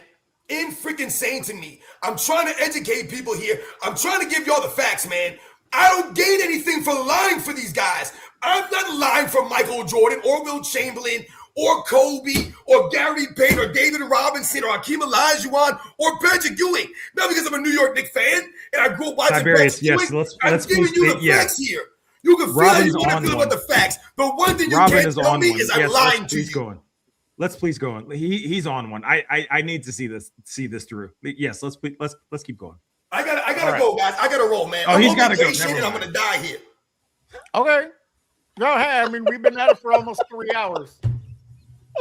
I mean, you guys can keep going. I gotta roll though. He's gonna die. He said he's gonna die. I mean, the reality. I don't want to watch him die. That's all. These Bleacher Report lists are just toxic as hell. And anytime you post one of them, there's going to be jackasses in the comments that are trying to defend it. They're going to say that it's wrong because players that we rank lower, they rank higher. Like it's nonsense. I mean, we're giving this list way too much credit and attention, far more than it deserves, because it's an ass list. We've already proven that 100 times over. It's a joke. Whoever made this list doesn't know basketball, doesn't watch basketball. Who did make this list? Who did make this list? Is fucking insane. What is the resource of this list? They need to put their faces on this list. Anybody that was part of this panel needs to put their names and faces on this crap. You got to own up to it because it's insane. You're not educating anybody out here. I don't have a problem with people's opinions, but you must be able to explain your opinion. You must be able to back your opinion up with facts, with reality. And this is not reality. There's no way I'm putting Rudy Gobert even above Dwight Howard. No way, man. No freaking way. No. Here's a crazy question, Robin. Let me ask you this, just for the sake of keeping this content going. Do you have Rudy Gobert over Draymond Green? That's actually a good question right there. That's actually a good question. I would give Draymond Green the edge over Rudy Gobert because Draymond Green was part of a championship team. The championship team that's a great point. I can't argue that. And the Golden State Warriors were an excellent defensive team when they were winning. How about you, Siberius? What do you think? Or AOH? How do you feel about Rudy Gobert over? So just for clarification, Draymond Green at 10 is way too high. Like I agree. Yeah. Like no question. I would put Draymond Green somewhere around 20, 25, top 25 on defense. I would say somewhere to me, the max that he could be. But for him to be, I mean, look at the guys' names that he's next to. Bill Russell, Tim Duncan, Kevin Garnett, Hakeem Olajuwon, Ben Wallace, Mutombo, Rodman, Pippen, Gobert. What? Jesse Glad Saget had. Hold on, let me go back to this. Shout out to Jesse Glad Saget. I need to shout you out more, actually. Draymond over Rudy easily. I kind of have Rudy over Draymond. Maybe that's because I don't like Draymond Green, but Rudy Gobert, he is the punchline of. He's been the punchline of the NBA probably since COVID. And he still is a defensive presence, has been a defensive presence this entire time versus Draymond Green, who's just a dirty player and sits moving screens up and down the court. That's why I kind of give the edge to Rudy Gobert because he's been fighting an uphill battle his entire career. He's had very little in terms of help versus Draymond Green, who's had the best shooter of all time and the second best shooter of all time in Klay Thompson. That's why I'm kind of giving the edge to Rudy Gobert. Listen, I think that Klay Thompson has become a little bit overrated on the defensive end all time. I mean, Dan Marley has made more all defensive teams than Klay Thompson has. And people tell me Dan Marley was just some bum-ass white dude that played in the 90s, man. That's so crazy. I don't believe that Klay Thompson is as great on defense as people say. I think he was good on defense. But Draymond Green Draymond Green's a good defensive player. I'm not saying that he wasn't a great or good defensive player for his era, but that's the problem for his era. And again, the Golden State Warriors were a very good defensive team. They didn't just win because Steph Curry was scoring all these points. They won because they played a level of defense also. So I have to give Draymond Green the edge over Rudy Gobert. I mean, think about Rudy Gobert. He really only looked great against who? LeBron James. It's true. But again, I told you guys, I'm on vacation, man. So I got to get back to my family. Like I said, this is insane stuff. This list is crazy, but I think we did a really good job of covering a lot of the names in the top 50. Like I said, if you guys go and look at the top, it's 99 players, guys. So there's a lot of names that we didn't mention that were way lower, that were, outside the top 50. So if you guys want to go and take a look at this stuff, you can have a laugh. It just doesn't make any sense. I told you, it's the inconsistency of the list. It's very inconsistent. Absolutely. Well, I was going to say, I think now is a good time to wrap it up. I did just want to acknowledge the last super here. Love them skins 1982. Put one in chat for Robin to stay. But yeah, I think it's a good time to wrap it up. I'm going to say we covered a lot. And yeah, I don't really think there's a lot more to say about this list without all of us getting more angry. So I think it's a good time to shut it down. But I want to thank everyone for the supers. I mean, you guys absolutely bombarded us. Chat, thank you so much. AOH, Sports and Fitness Rants, Speam, always great to join you guys on these Wednesday lives. I appreciate you guys doing it so much. And we will catch you next Wednesday. Yeah, thanks a lot, guys. You guys have a good one, man. Enjoy the rest of your day, man. Appreciate y'all, man. Hey, shout out to Robin for being a good father and a great husband. You need to be recognized for that. I just need to acknowledge that. Shout out to AOH. Shout out to Siberius. Good to see you on screen for the first time. You're a handsome man. You should do it more. Appreciate the chat. Word. All right. Later, guys. Deuces.